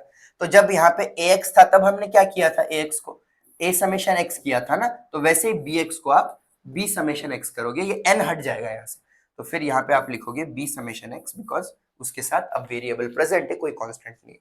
तो ये आपने दो इक्वेशंस बना दिए, ऐसे ही आपको काम करना है। तो आई होप आपको समझ गया ये। इसी तरीके से सेम ना मैं आपको और एक बताता हूँ। अगर उल्टा रहा, अगर मान लो ऐसा रहा, x is equal to A Y plus B, अगर ऐसा है तब आप क्या करोगे,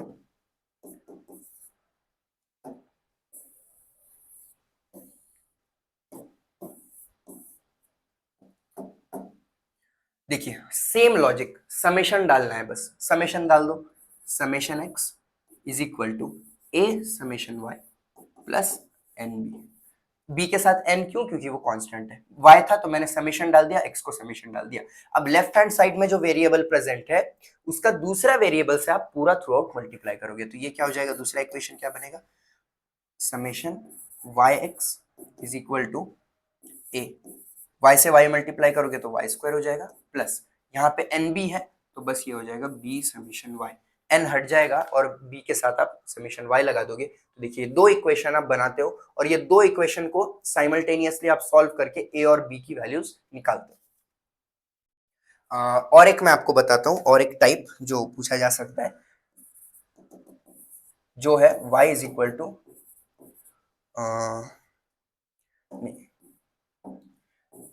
ax plus b Y is equal to c. तो ऐसा कुछ भी आता है ना तो आपको मेन उसको फॉर्मेट में ही लाना है। मेन फॉर्मेट क्या होता है हमारा लाइन के इक्वेशन का, y is equal to mx plus c, ये फॉर्मेट में आपको उसको लेकर आना है। कैसे लाओगे, देखो अब ये मान लेते हैं हम y के फॉर्मेट में चाहिए ना, तो वैसे ही करोगे आप, B Y is equal to C minus A X, B को उधर ले लो तो y is equal to C minus A X upon B. देखिए अब मैं इसको उस फॉर्मेट में लिखना चाहता हूं तो मैं ऐसे लिख सकता हूं, y is equal to minus a upon b x plus c upon B. देखिए हो गया एम एक्स प्लस सी।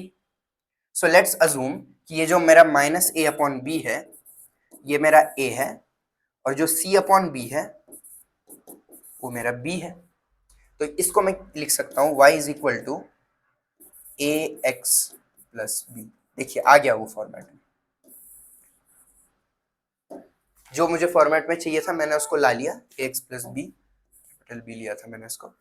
अब ना इसको आप वो समेशन डालो और सॉल्व करके देखो, एक बार चेक करो आंसर आता है कि, वीडियो पॉज करो और खुद करने की कोशिश करो। लीस्ट स्क्वायर अप्रोक्सीमेशन का यूज करके दो इक्वेशन बनाओ, ठीक है। मैं अब बताता हूं, तो देखिए y is equal to A plus x plus b है, तो summation y is equal to A summation x plus N b, ये आपका एक इक्वेशन बन गया। दूसरा इक्वेशन कैसा होगा, समेशन एक्स वाई, वाई है तो एक्स से मल्टीप्लाई कर रहा हूँ, is equal to A summation x square plus b summation x. देखिए दो इक्वेशन हमने यहाँ पे बना दिए इसके बेसिस पे। अगर ऐसा आता है तो, अगर कभी ऐसा पूछा गया तो आप ये दो इक्वेशन बनाओगे, ठीक है। अब अगला देखिए, फिटिंग सेकेंड डिग्री पैराबोला। तो सेकेंड डिग्री पैराबोला जो है ना वो उसका इक्वेशन बेसिकली आपका दिया जाता है इस तरीके से, y is equal to A plus B x plus C x square. But let's have a look at two options, जहां पे जो एग्जांपल आपको दिया जाएगा वो मैं बताता हूँ क्या होगा वो example. It is going to be y is equal to A x square plus B x plus c. Same logic use करना है, बस आपको समेशन डालते जाना है। The only difference is the straight line में हम बस दो इक्वेशंस बनाते थे, यहाँ पे आपको तीन बनाना है पैराबोला के लिए, क्योंकि तीन अननोन्स है ना, तभी तीन इक्वेशन होंगे, तभी तो आप साइमल्टेनियसली सॉल्व कर पाओगे। So let's do that. Summation y is equal to, पहला तो डायरेक्टली समेशन डालने से a summation x square plus b summation x plus n c, क्यों, क्योंकि c कांस्टेंट है। दूसरा इक्वेशन क्या बनेगा आपका, ये बन गया पहला। अब बनाते हैं दूसरा, तो दूसरा जो इक्वेशन है वो बनेगा समेशन y है तो मैं x से मल्टीप्लाई करूंगा, देखिए through out a summation x square का बन जाएगा x cube plus b x का बन जाएगा x स्क्वायर और c जो है वो कांस्टेंट है c समेशन x लिख दो। और एक इक्वेशन बनाना है तो फिर से x से मल्टीप्लाई करो थ्रू आउट, फिर से मैं x से मल्टीप्लाई करूंगा, so I am going to get summation x square y is equal to a summation x की power 4 plus b summation x cube plus c summation x square. देखिए तीन equations हमने बना दिए और ये तीन इक्वेशंस को बाद में हम साइमल्टेनियसली सॉल्व करेंगे, मैं बताऊंगा कैसे। और दूसरा जो आ सकता है सेम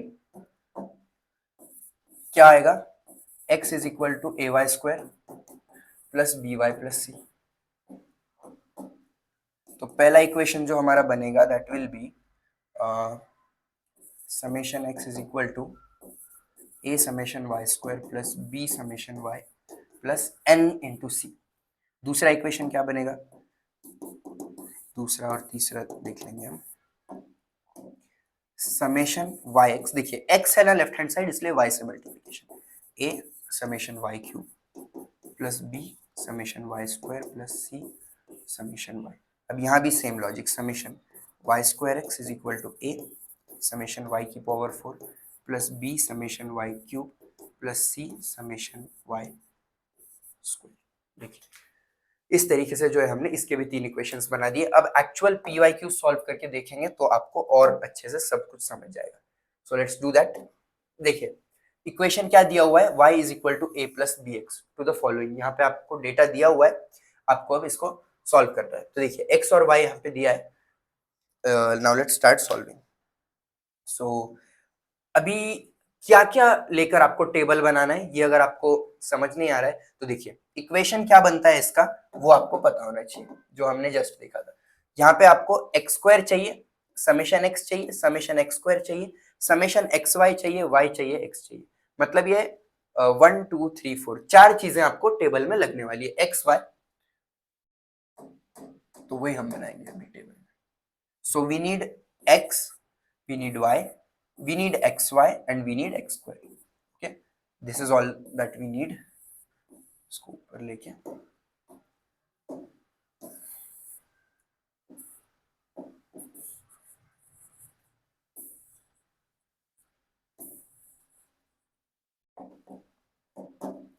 तो x का -2 1 3 6 8 9, जैसे इसका आप समेशन करोगे इसका समेशन आपको मिल जाएगा 25 एंड y का भी 17 14 12 9 7 6, जैसे ही समेशन करोगे you get the answer as 65। X y का कैसे होगा, x into y -34, 14 into 1 would be 14, 12 3s are 36, 9 6s are 54, 7 8s are 56, 6 9s are 54। तो समेशन ऑफ एक्स वाई अगर आप देखोगे तो ये आपको मिलने वाला है 180। अब एक्स स्क्वायर निकालना है तो बस एक्स का स्क्वायर करते जाओ, तो -2 का स्क्वायर 4 1 9 36 64 एंड 81। इसका भी आपको समेशन लगने वाला है जिसका आंसर आता है 195। देखिए ये चार वैल्यूज हमको मिल गई। अब ये चार वैल्यूज को वो इक्वेशंस में हम पुट करेंगे और फिर साइमल्टेनियसली सॉल्व करके फाइनल आंसर ले आएंगे। तो देखिए क्या इक्वेशन हमको दिया गया है, for y is equal to a plus B x. तो इसके लिए कैसे सॉल्व करोगे आप देखो, summation y is equal to, वही लॉजिक लगा रहा हूं, पहले के इक्वेशन में आप समेशन रखोगे, ठीक है। तो पहला वाला इक्वेशन है मेरा, तो summation y is equal to a है तो बस आपको इसके साथ n जोड़ना है, n a plus b summation x। तो अब मैं इसमें वैल्यू सब्स्टिट्यूट करता हूं, तो समेशन y क्या था मेरा 65 इज इक्वल टू, अब n क्या है, n क्या है देखिए ये जो डेटा होता है ना आपका, ये डेटा के अंदर कितने एलिमेंट्स है उनको अगर आप देखोगे तो वो आपका n होता है, 1 2 3 4 5 6, तो आपका जो n है वो है 6, ठीक है। इस तरीके से आपको इसमें n निकालना होता है। तो n जो है 6 है, तो 6a प्लस समेशन x कितना है 25b, ठीक है। तो ये है आपका इक्वेशन 1। अब निकालते हैं हम इक्वेशन 2। इक्वेशन 2 कैसे बनाते हो आप, जो लेफ्ट हैंड साइड में है उसको उसके दूसरे वेरिएबल से पूरा मल्टीप्लाई करते हो। So let's do that. Summation x y is equal to n a है तो अब एन चला जाएगा, वहां पे आ जाएगा x, a summation x plus b summation x square. अब देखिए यहाँ पे मैं सॉल्व करूं तो समेशन एक्स वाई क्या है, 180 is equal to summation x क्या था, 25 था, 25a plus x square was 195।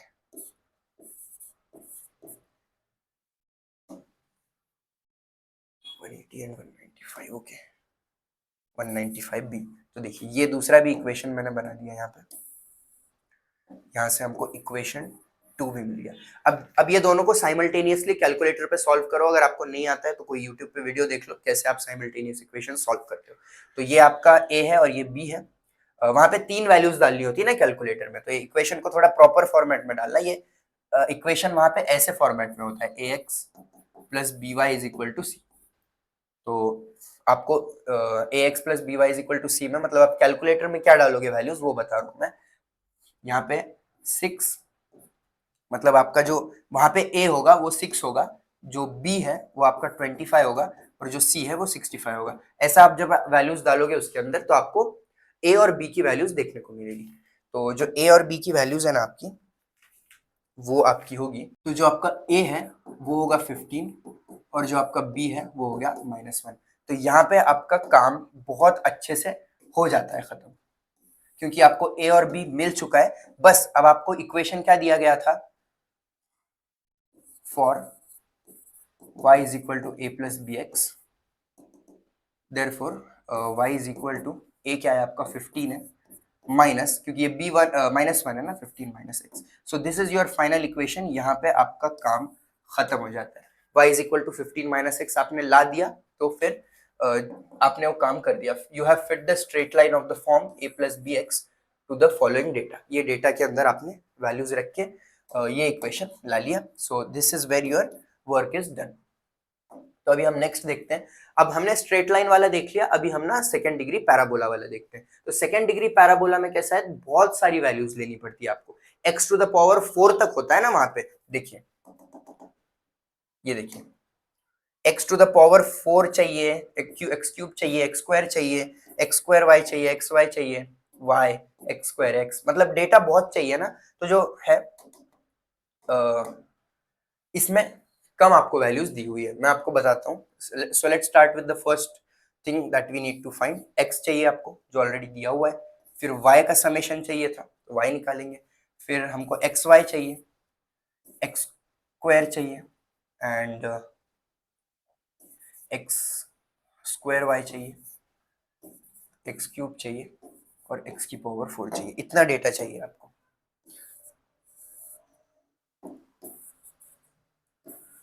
So let's find all this data.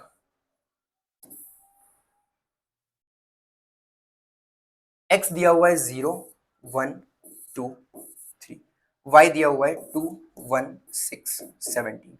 X Y क्या होगा देखिए, 0 into 2 0, 1 into 1 1, 2 into 6 is 12, 7 into 3 is 51। X square निकालना है तो पूरे एक्स के वैल्यूज का स्क्वायर कर दोगे तो 0 1 4 9। एक्स स्क्वायर वाई निकालना है तो एक्स स्क्वायर इंटू वाई करेंगे तो 0 into 2 would be 0, 1 into 1 would B 1, 4 into 6 is 24 and 9 into 17 would be 153। X cube निकालना है तो एक्स का क्यूब करते जाएंगे 0 1 8 एंड 3 का क्यूब क्या होता है 27। एक्स की पावर 4 करना है तो 0 1 2 का पावर 4 16 हो जाएगा और 3 का पावर 4 81 हो जाएगा। अब सबका समेशन करेंगे तो एक्स की पावर 4 का जो समेशन है वो देखने वाले हैं हम 98, एक्स क्यूब का समेशन देखेंगे तो 36, एक्स स्क्वायर का समेशन 178, एक्स का summation okay no no no no summation of x square y है नहीं, ये है 178 और एक्स स्क्वायर का समेशन जो है वो है 14, एक्स वाई का समेशन है 64, वाई का समेशन है मतलब समेशन मतलब बस टोटल कर रहा हूँ मैं इनका, सबका टोटल हो रहा है यहाँ पे 64 and summation of y is 26 and summation of x is 6। तो इस तरीके से सारा डेटा हमने निकाल दिया। अब बस सारे इक्वेशंस में डेटा सब्स्टिट्यूट करेंगे और एग्जाम्पल को सॉल्व करेंगे। तो हमको इक्वेशन क्या दिया था, सबसे पहले वो आपको पता होना चाहिए। For y is equal to a plus B x plus C x square. अब इसमें हम वैल्यूज रखेंगे। देयरफॉर पहला इक्वेशन बना रहा हूं, देखिए मैं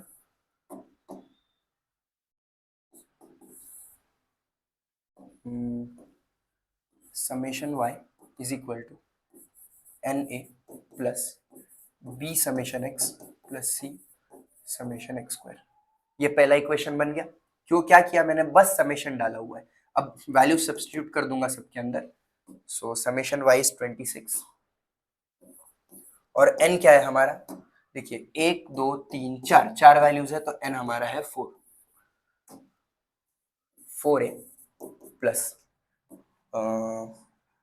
6x, नहीं 6x सॉरी, समेशन x 6 है और ये 6b हो गया, और समेशन x स्क्वायर कितना है 14 है, सो इट इज 14c। ये बन गया आपका एक पहला equation. Okay, this is your first equation number 1। अब निकालते हैं हम इक्वेशन नंबर 2।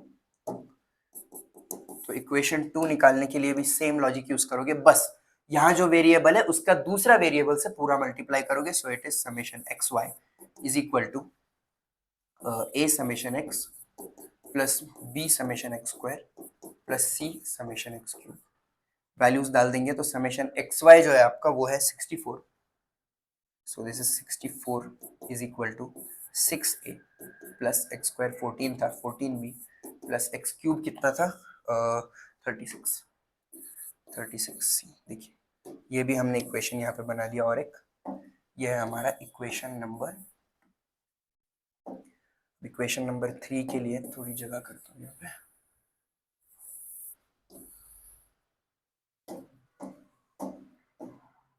इक्वेशन नंबर 3 के लिए समेशन ऑफ एक्स वाई है। देखिए अब थ्रू आउट में किससे मल्टीप्लाई करूंगा, वाई से कर रहा था, एक्स से कर रहा था ना, तो एक्स से ही करूंगा। So this becomes x square y is equal to A summation x square plus b summation x cube plus c summation x to the power 4।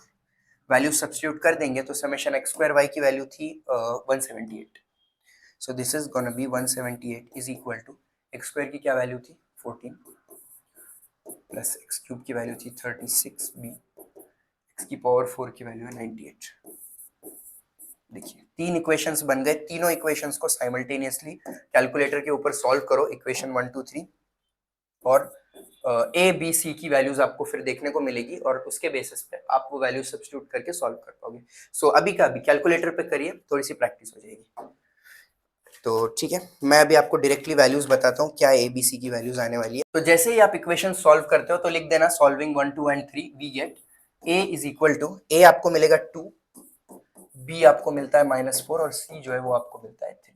तो इस तरीके से तीन वैल्यूज आपको मिल जाती है ए बी सी की। इनको आप सब्स्टिट्यूट कर दोगे जो आपका गिवन इक्वेशन था उसमें। For y is equal to a plus B x plus C x square, therefore y is equal to 2 -4x plus 3x square. Okay, so this is how you solve it. इस तरीके से जो है आप तीन values लाके answer लिख देते हो। यहाँ पे आपका इक्वेशन खत्म होता है and will now move on to the next topic. तो अभी नेक्स्ट टॉपिक है हमारा कोरिलेशन वाला। तो कोरिलेशन भी काफी सिंपल है, बस आपको कुछ फॉर्मूलाज पता करने हैं और लास्ट में आपको कोएफिशिएंट ऑफ कोरिलेशन या फिर ये Karl Pearson coefficient of correlation निकालने को कहा जाता है, जो आप बहुत आसानी से निकाल सकते हो if you solve everything correctly. तो देखिए आर एक्स कॉमा वाई क्या है, मैं आपको बताता हूँ। आर एक्स कॉमा वाई जो है ना, उसका फॉर्मूला, ये कोएफिशिएंट ऑफ कोरिलेशन है, इसका फॉर्मूला होता है covariance of x comma y upon sigma x sigma y. Okay, इस तरीके से आप स्टैंडर्ड डिविएशन ऑफ एक्स और स्टैंडर्ड डिविएशन ऑफ वाई। तो ये फॉर्मूला किसका है, ये है आपके कोएफिशिएंट ऑफ कोरिलेशन का, जो आपको निकालना है। अब ये निकालने के लिए ये सब भी वैल्यूज आपको पता होनी चाहिए, तो उनके भी सारे मैं आपको वैल्यूज बताता हूँ। तो आपका जो एक covariance of x comma y होता है, इसका जो फॉर्मूला होता है वो होता है 1/n summation of x y minus x bar into y bar, ये हो गया कोवेरियंस ऑफ एक्स वाई। इसके बाद अब ये सिग्मा एक्स और सिग्मा वाई क्या है, इनके भी मैं आपको फॉर्मूलाज बताता हूँ। तो एक्चुअली सिग्मा एक्स का कोई फॉर्मूला नहीं होता, वेरिएंस का फॉर्मूला होता है। तो वेरिएंस ऑफ एक्स का जो फॉर्मूला है, मतलब सिग्मा एक्स स्क्वायर का फॉर्मूला, वो दिया जाता है 1/n summation of x square minus x bar का square. This is how it's done. अब इसके बाद सिग्मा वाई भी आप बोलोगे तो उसका फॉर्मूला सिमिलर होता है एग्जैक्टली, बस एक्स के जगह आप वाई रख देना, 1/n summation of y square minus y bar का स्क्वायर। इसके बाद अब देखिए, आपको वाई बार की भी जरूरत पड़ने वाली है सॉल्व करने के लिए, तो वो कैसा निकालोगे आप, एक्स बार बता देता हूँ। तो एक्स बार का फॉर्मूला तो आपको याद ही है, 1/n summation of summation x, summation x upon n ही है एक्चुअली, बस वो लिखने का तरीका वैसे। तो एक्स बार यहाँ से मिल जाएगा, फिर वाई बार निकालना है आपको, तो वो भी सेम होगा 1/n समेशन वाई।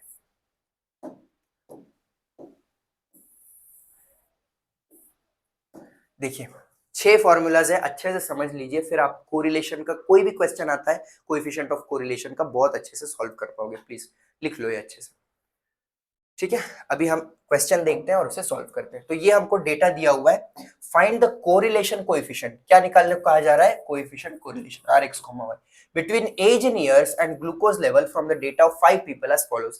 5 लोगों का आपको डेटा दिया हुआ है, आपको निकालना है कोएफिशिएंट ऑफ कोरिलेशन। अब कोएफिशिएंट ऑफ कोरिलेशन निकालने ये सारी चीजें लग रही है, समेशन ऑफ वाई स्क्वायर लग रहा है, समेशन ऑफ एक्स लग रहा है, समेशन ऑफ एक्स वाई लग रहा है। तो ये सारा आपको लगेगा, क्या क्या लगेगा आपको, आपको लगेगा एक्स वाई लगेगा, फिर उसके बाद एक्स स्क्वायर लगेगा, वाई स्क्वायर लगेगा और एक्स वाई लगेगा, इतनी चीजें लगेगी आपको।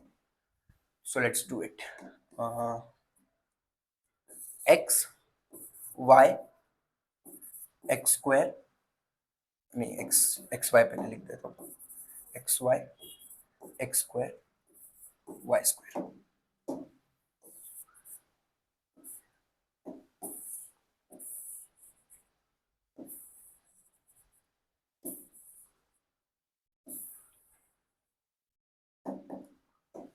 चलिए x के सारे वैल्यूज लिख देता हूँ इसमें, 43 22 25 42 एंड 58। और n भी आपको मैंने बताया था, n क्या होता है, ये सारे वैल्यूज जितने भी होते हैं 1 2 3 4 5, तो n कितना है आपका, यहाँ पे n है आपका 5। तो देखिए 43, इसका समेशन जैसे ही आप करोगे, इसका summation x is equal to, लिखा हुआ है सारे वैल्यूज, तो मैं डायरेक्टली देख कर ही लिख देता हूँ। आप, मैं सजेस्ट करूंगा कि ये जो भी वैल्यूज है खुद कैलकुलेट करके लिखने की कोशिश करो, तो आपको कैलकुलेटर भी यूज करने की आदत हो जाएगी। Summation x is equal to 190, y के वैल्यूज लिख दो 99 65 79 75 एंड 87। समेशन y आपका देखने को मिलेगा 405। फिर उसके बाद एक्स वाई निकालना है, तो ये दोनों को मल्टीप्लाई करना पड़ेगा आपको, दोनों को मल्टीप्लाई करिए और एक्स वाई लिखिए, वीडियो पॉज करके सारे वैल्यूज खुद से ही लिखिए आई सजेस्ट। तो देखिए 4257 1430 1975 3150 एंड 5046। जैसे ही आप इसका समेशन करोगे आपको वैल्यू मिलेगी 15858, 15858। अब एक्स स्क्वायर निकालना है, तो एक्स का स्क्वायर करते जाओ, 1858 1849 484, 25 का स्क्वायर 625 1764 एंड 3364। समेशन कर दो, summation x square is gonna B 8086। देखिए अब वाई स्क्वायर निकालना है, तो वाई का स्क्वायर करते जाएंगे, तो इसकी भी बड़ी बड़ी वैल्यूज आने वाली है, 9801 4225 6241 5625 7569, और इसका समेशन कर दोगे तो लास्ट में आंसर आएगा 33461। देखिए ये 5 वैल्यूज के बेसिस पे अब हम आगे कोरिलेशन आसानी से निकाल सकते हैं। ये काम बेसिक स्टेप थी, हो चुकी है। पहला काम क्या है, एक्स बार निकालना। देखिए हमको क्या निकालना है, आर एक्स कॉमा वाई निकालना है, उसके लिए ही ये सारी चीजें हमको लग रही है। तो सबसे बेसिक चीज से स्टार्ट करो। तो इसका जो फॉर्मूला था वो था 1/n summation x which is equal to summation x कितना था 190 और एक्स कितना था, एन कितना था 5। जैसे ही आप इसको सॉल्व करोगे 190/5 का आपका आंसर जो है वो आ जाएगा 38। अब निकालेंगे y बार, तो y bar is equal to same 1/n summation y। इसको ना मैं और अच्छे से लिखता हूँ, x bar is equal to 38।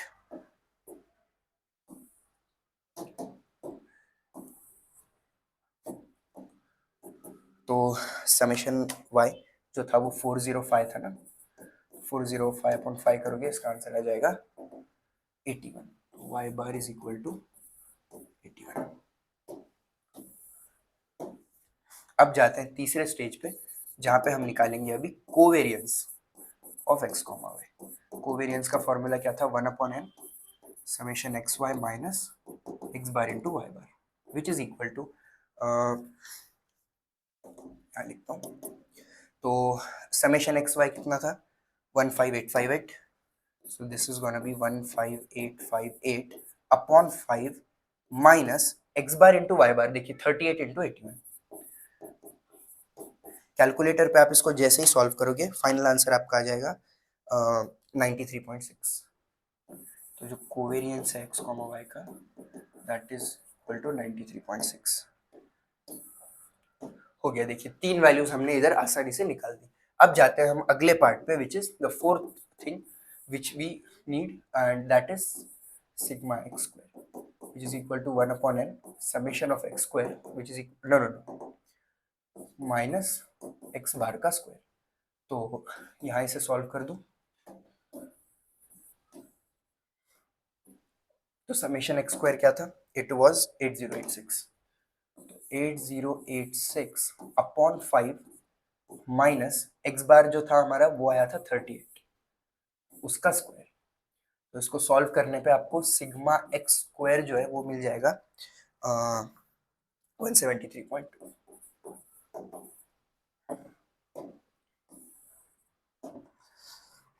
अभी हम जाते हैं for variance of y, sigma y square 1/n summation y square minus y bar का square which is equal to summation y square क्या था देख लो, इट वाज 33461, तो 33461 अपॉन n की वैल्यू 5 थी माइनस y बार का स्क्वायर, तो y बार जो है हमारा 81 आया था, 81 का स्क्वायर। इसको कैलकुलेटर पे जैसे ही आप सॉल्व करोगे आपको सिग्मा y स्क्वायर की जो वैल्यू देखने को मिलेगी दैट विल बी 131.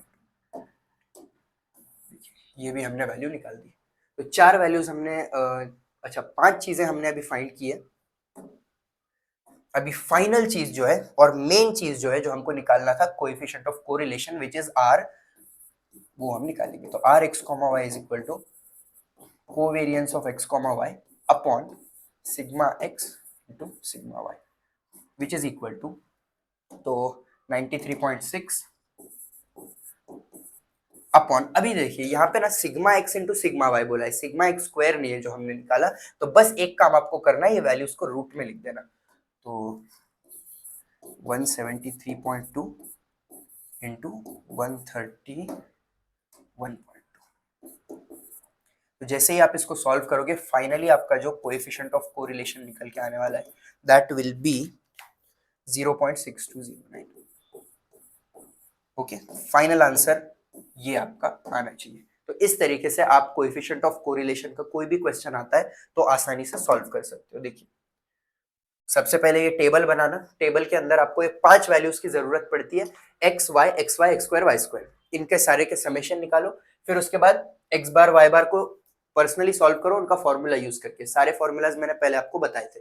फिर आपको उनकी वैल्यूज मिलेगी, फिर आपको सिग्मा एक्स स्क्वायर मतलब variance of x variance of y की वैल्यू मिलेगी, but the only catch is that वो स्क्वायर की वैल्यूज है, आपको लास्ट में रूट में रख के आंसर निकालना पड़ेगा। सो this is how it's done. देखिए ये मैंने एक एग्जांपल आपको खुद सॉल्व करने के लिए दिया हुआ है, तो खुद इसको आप सॉल्व करिए, मैं बस आंसर्स बता दूं। तो देखिए दूसरा एग्जांपल है जो मैंने खुद आप सॉल्व करने के लिए दिया हुआ था। तो इसमें भी आपको एक्स और वाई दिया हुआ है और बस आपको वही टेबल बनाना है, x y x square y square का, वाई स्क्वायर नहीं हाँ एक्चुअली वाई स्क्वायर का भी। तो वो टेबल बनाओ और फिर सारे वैल्यूज सब्स्टिट्यूट आपको मैंने आंसर में दे दिए, चेक कर लेना यही आंसर आपका आ रहा है क्या सॉल्व करने के बाद। Okay, so let's move on to our next topic and the final topic which is regression. तो रिग्रेशन जो है ना बहुत ज्यादा कोरिलेशन से ही मिलता जुलता है। कुछ एग्जांपल्स में तो आपको कोरिलेशन ही पूरा करना पड़ता है और बस एक दो लाइन ऐड करके रिग्रेशन का आप प्रॉब्लम सॉल्व करते हो। तो देखिए इसमें आपको दो चीजें हैं, regression line of y on x या फिर x ऑन y। तो जो आपको याद करना है एक फॉर्मूला जो आपने स्कूल में पढ़ा होगा, पहले भी आपको याद होगा, विच वॉज x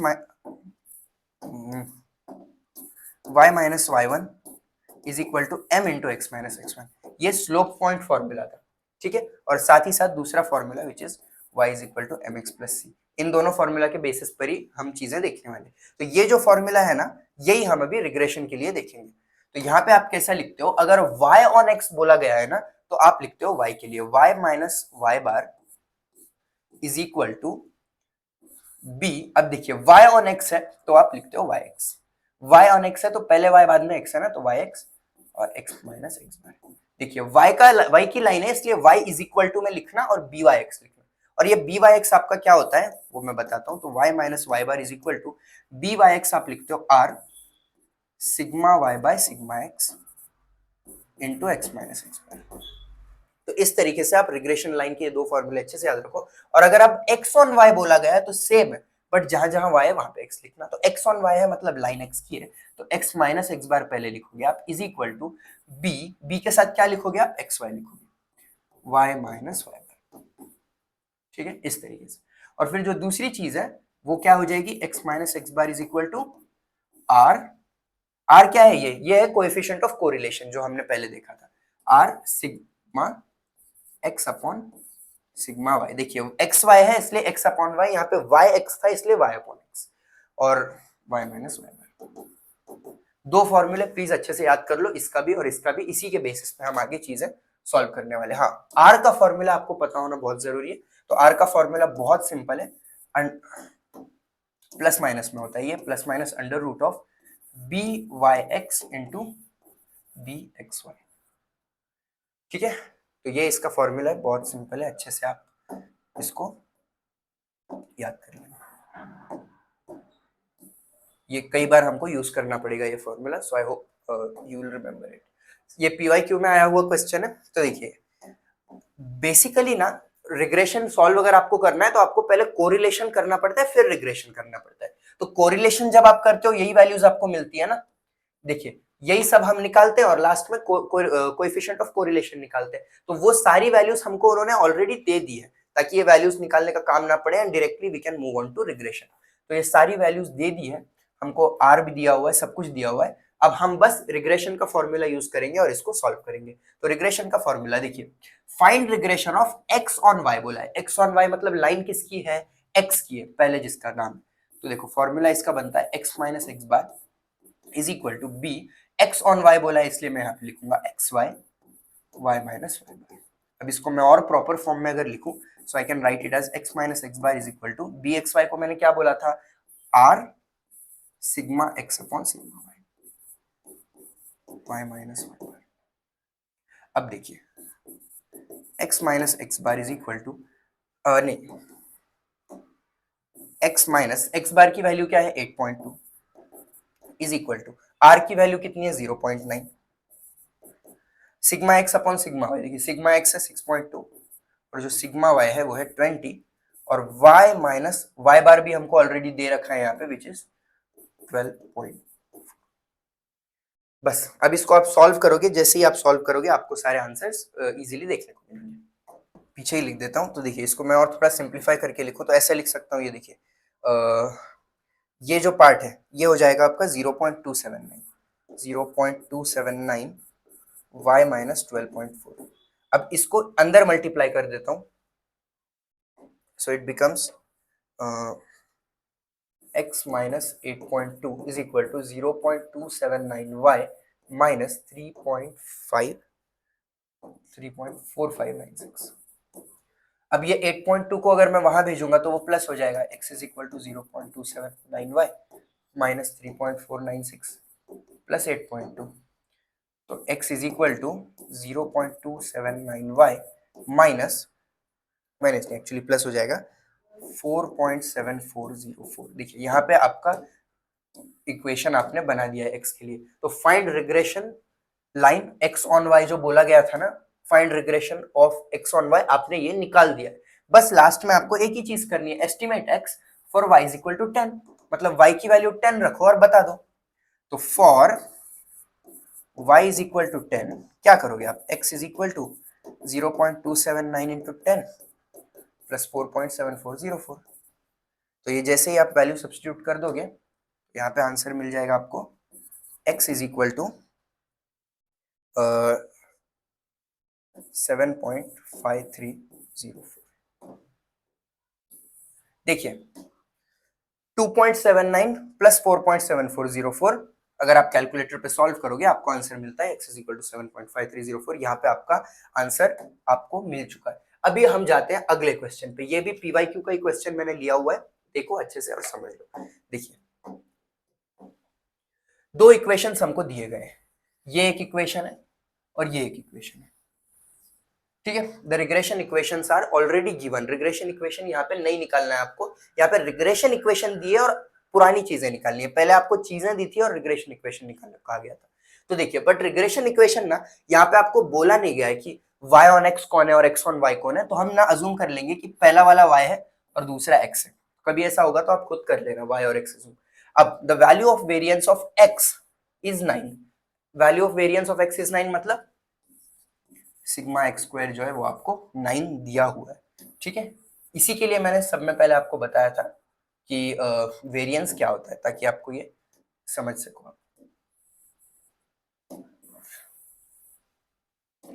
ठीक है, वो हट नहीं रहा, मैं फिर से साइड में लिख देता हूँ, सिग्मा एक्स का स्क्वायर इज इक्वल टू 9।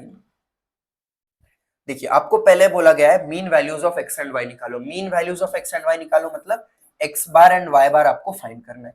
फिर उसके बाद आपको बोला गया the correlation of x and Y निकालो, कोरिलेशन क्या होता है, आर निकालने को कहा गया आपको, आर एक्स कॉमा वाई। फिर बाद में बोला गया है स्टैंडर्ड डिविएशन ऑफ वाई निकालो, मतलब सिग्मा वाई आपको निकालना है, ठीक है। तो ये तीन चीजें आपको फाइंड करनी है और आपको डेटा इतना दिया हुआ है। अब कैसे आप करोगे मैं वो आपको बताता हूँ। तो देखिए इसमें आपको क्या करना है, आप एक स्टेटमेंट लिख दो कि since both regression lines pass through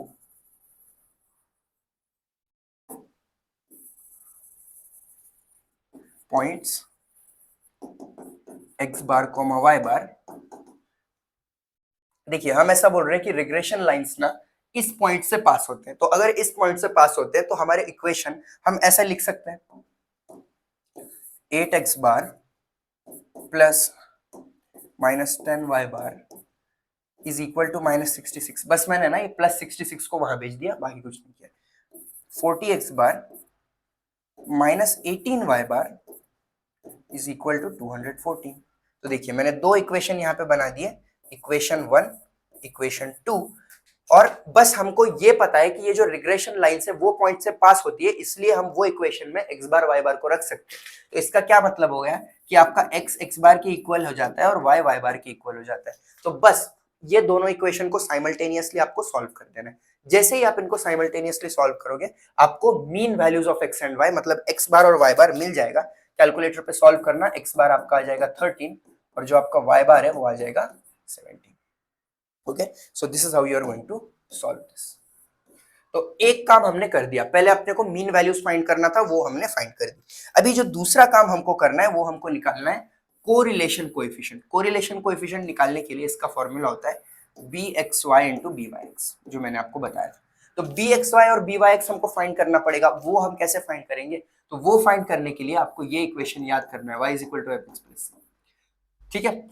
और जो दूसरा भी इक्वेशन था ना हमारा ये वाला, y minus y bar is equal to byx x minus x bar, तो ये उसी का फॉर्म है ना, y minus y1 is equal to m into x minus x1।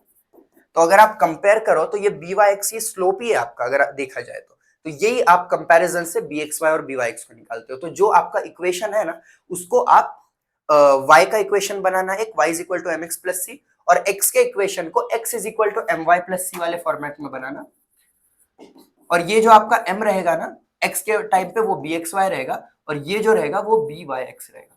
Okay, अगर नहीं भी समझ आया तो कोई प्रॉब्लम नहीं, मैं आपको अच्छे से एक्सप्लेन करके बताऊंगा आगे। So all you have to do is the given equations that you have all you have to do is you have to change them to your standard line equations. तो मैं वो इक्वेशन ना फिर से लिख देता हूँ, 8x minus 10y plus 66 is equal to 0 minus 10y plus 66 is equal to 0. मैंने आपको क्या बोला था, ये इक्वेशन को है y के लिए है ऐसा जूम करो, तो y को रखेंगे, बाकी सबको भेज देंगे. तो मैं अगर इसको वहां लूं और 10 को नीचे लूं, सो this becomes y is equal to 8x plus 66 upon 10. ठीक है, तो y is equal to 8 upon 10 x plus 66 upon 10. y is equal to 0.8x plus 6.6 हो गया ना. देखो y is equal to mx plus c बन गया. और जब रिग्रेशन लाइन का y का इक्वेशन होता है तो y के इक्वेशन में आप क्या लिखते हो, आप लिखते हो byx, और x का जब इक्वेशन होता है तब उस केस में आप लिखते हो bxy. तो यहाँ पे आपको byx मिल गया. आपका byx क्या है, 0.8. ठीक है, समझ गए ना आप. ये mx प्लस c में ये जो m है यही आपका byx है. अब इसी तरीके से मैं आपको x का भी निकाल के बताता हूँ. Let's use a different colour and 40x minus 18y is equal to 214. 40x minus 18y is equal to 214.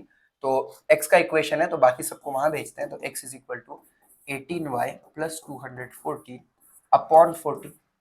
तो x is equal to 18 upon 40 y plus 214 upon 40. my plus c, x is equal to my plus c. तो इसको मैं अगर और calculator में डालूं तो ये बन जाएगा 0.45y plus 214 upon 40 बन जाएगा 5.35. ठीक है, तो ये बन गया ना x is equal to my plus c. तो मुझे क्या मिल गया यहाँ से, मुझे मिल गया bxy. bxy क्या है, 0.45. देखो कंपेयर करो ना इक्वेशन को y is equal to my plus c से, तो आपको ये भी मिल जाता है. ओके, तो byx मिल गया, bxy मिल गया. अब बस r के फॉर्मूला में सब्स्टिट्यूट करेंगे और फाइंड करेंगे.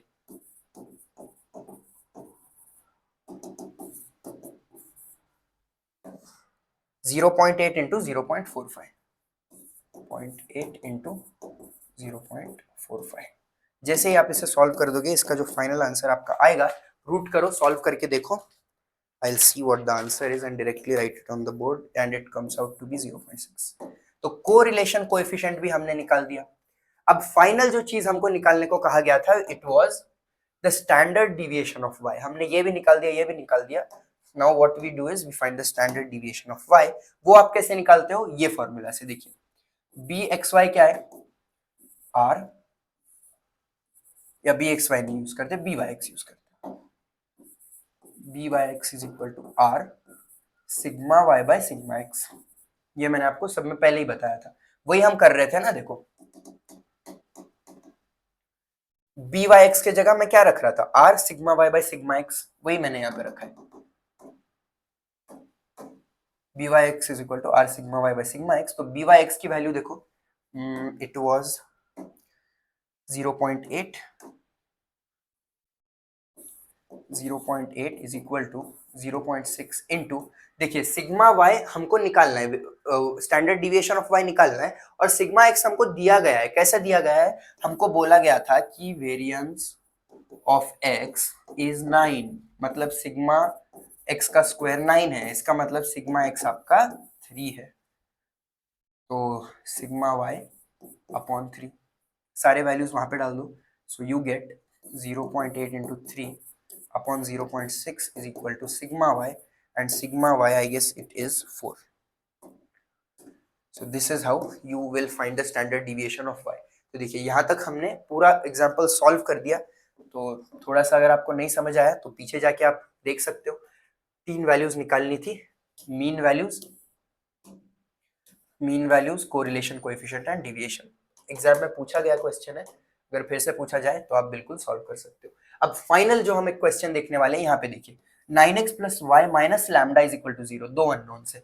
4x plus Y is equal to mu, बहुत ज्यादा इजी है. दिखने में ऐसा लग रहा है कि दो अननोन है वगैरह वगैरह, बट यहाँ पे आपको पहले तो बोला गया है लैम्डा और म्यू की वैल्यूज निकालो, और बोला गया है कोरिलेशन कोएफिशिएंट मतलब r x, y निकालो. बहुत ज्यादा इजी है क्योंकि यहाँ पे उन्होंने म्यू और लैम्डा ऐड किया, बट एक्स और वाई की वैल्यू ऑलरेडी दे रखी है। The means of x and Y are 2 and -3, मतलब एक्स बार आपको 2 दे रखा है और वाई बार भी आपको -3 दे दिया है। और हमको पता है कि रिग्रेशन लाइंस जो है एक्स बार वाई बार पॉइंट से पास होती है, इसलिए आपका जो एक्स होता है वही एक्स बार होता है और वाई ही वाई बार होता है। तो अगर आप वो वैल्यूज को सब्स्टिट्यूट कर दोगे तो 9x + y - lambda = 0। Therefore values में डायरेक्टली सब्स्टिट्यूट करता हूं तो 9 × 2 प्लस नहीं -3 होगा ना, -3 = लैम्डा। देयरफॉर 9 × 2 = 18, 18 - 3 = 15। तो जो लैम्डा है आपका वो हमने इजीली फाइंड कर दिया यहाँ से, लैम्डा 15 हो गया। इसके बाद बोला गया म्यू निकालो। म्यू निकालना बहुत सिंपल है, 4x + y = mu. Therefore 4 × x की वैल्यू क्या है 2 plus -3 = mu. So 4 × 2 is 8, 8 - 3 would be 5। Mu भी हमको मिल गया। देखिए पहली जो स्टेज थी लैम्डा और म्यू की वैल्यूज निकालने की, वो तो कितना इजीली हमने कर दिया। लैम्डा और म्यू हमें मिल गया। अभी निकालना है correlation coefficient between X and Y. तो चलिए वो भी हम निकाल देंगे। तो वो निकालने के लिए वही सेम कॉन्सेप्ट आपको करना है, B x Y B Y X निकालो और फिर under root of B x Y B Y X कर दो। तो उसके लिए आपको दोनों इक्वेशंस को पहले अज्यूम करना पड़ेगा। Let's assume that this is the equation for y and this is the equation for x. ठीक है, तो regression of y and regression of x. तो for y 9x plus y minus lambda is equal to 0। Therefore lambda की value हमने just निकाली है तो 9x, या फिर फॉर y है ना तो y रखते हैं, बाकी सबको वहां पे भेज देते हैं। तो y = -9x प्लस लैम्डा। मैं लैम्डा की वैल्यू यहाँ पे सब्स्टिट्यूट कर देता हूँ। तो लैम्डा हमारा जो था I think it was 15, let me just check, yes it was 15। -9x + 15 बन गया ना। देखो y = mx + c, mx + c में y = mx + c, और मैंने क्या बोला y का अगर इक्वेशन है तो आपका m क्या है, अज्यूम कर लो कि ये xy है, नहीं xy नहीं सॉरी yx है। क्यों? क्योंकि y का इक्वेशन है ना, तो यही आपका byx है। तो आपको byx यहाँ से मिल जाता है -9।